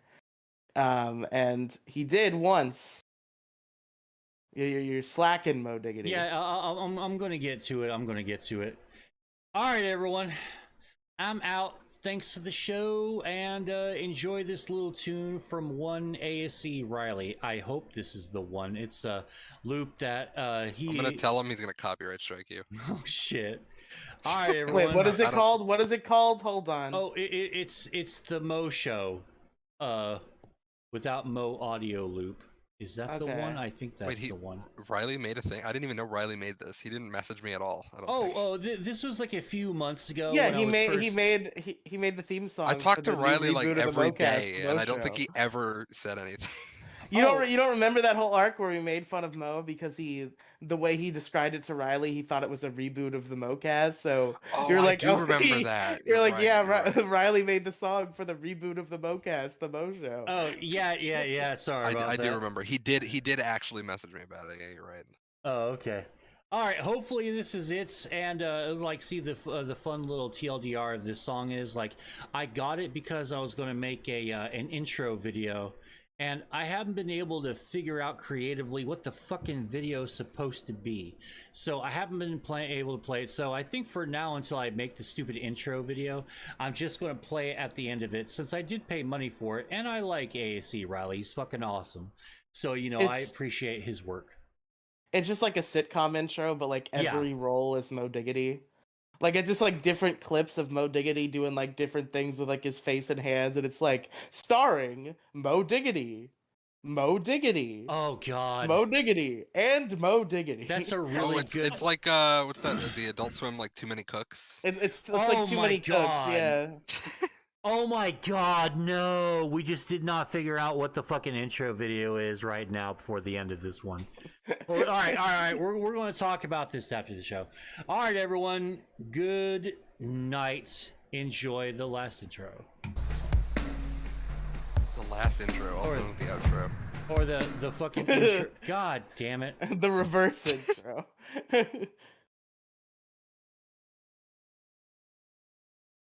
Oh fuck.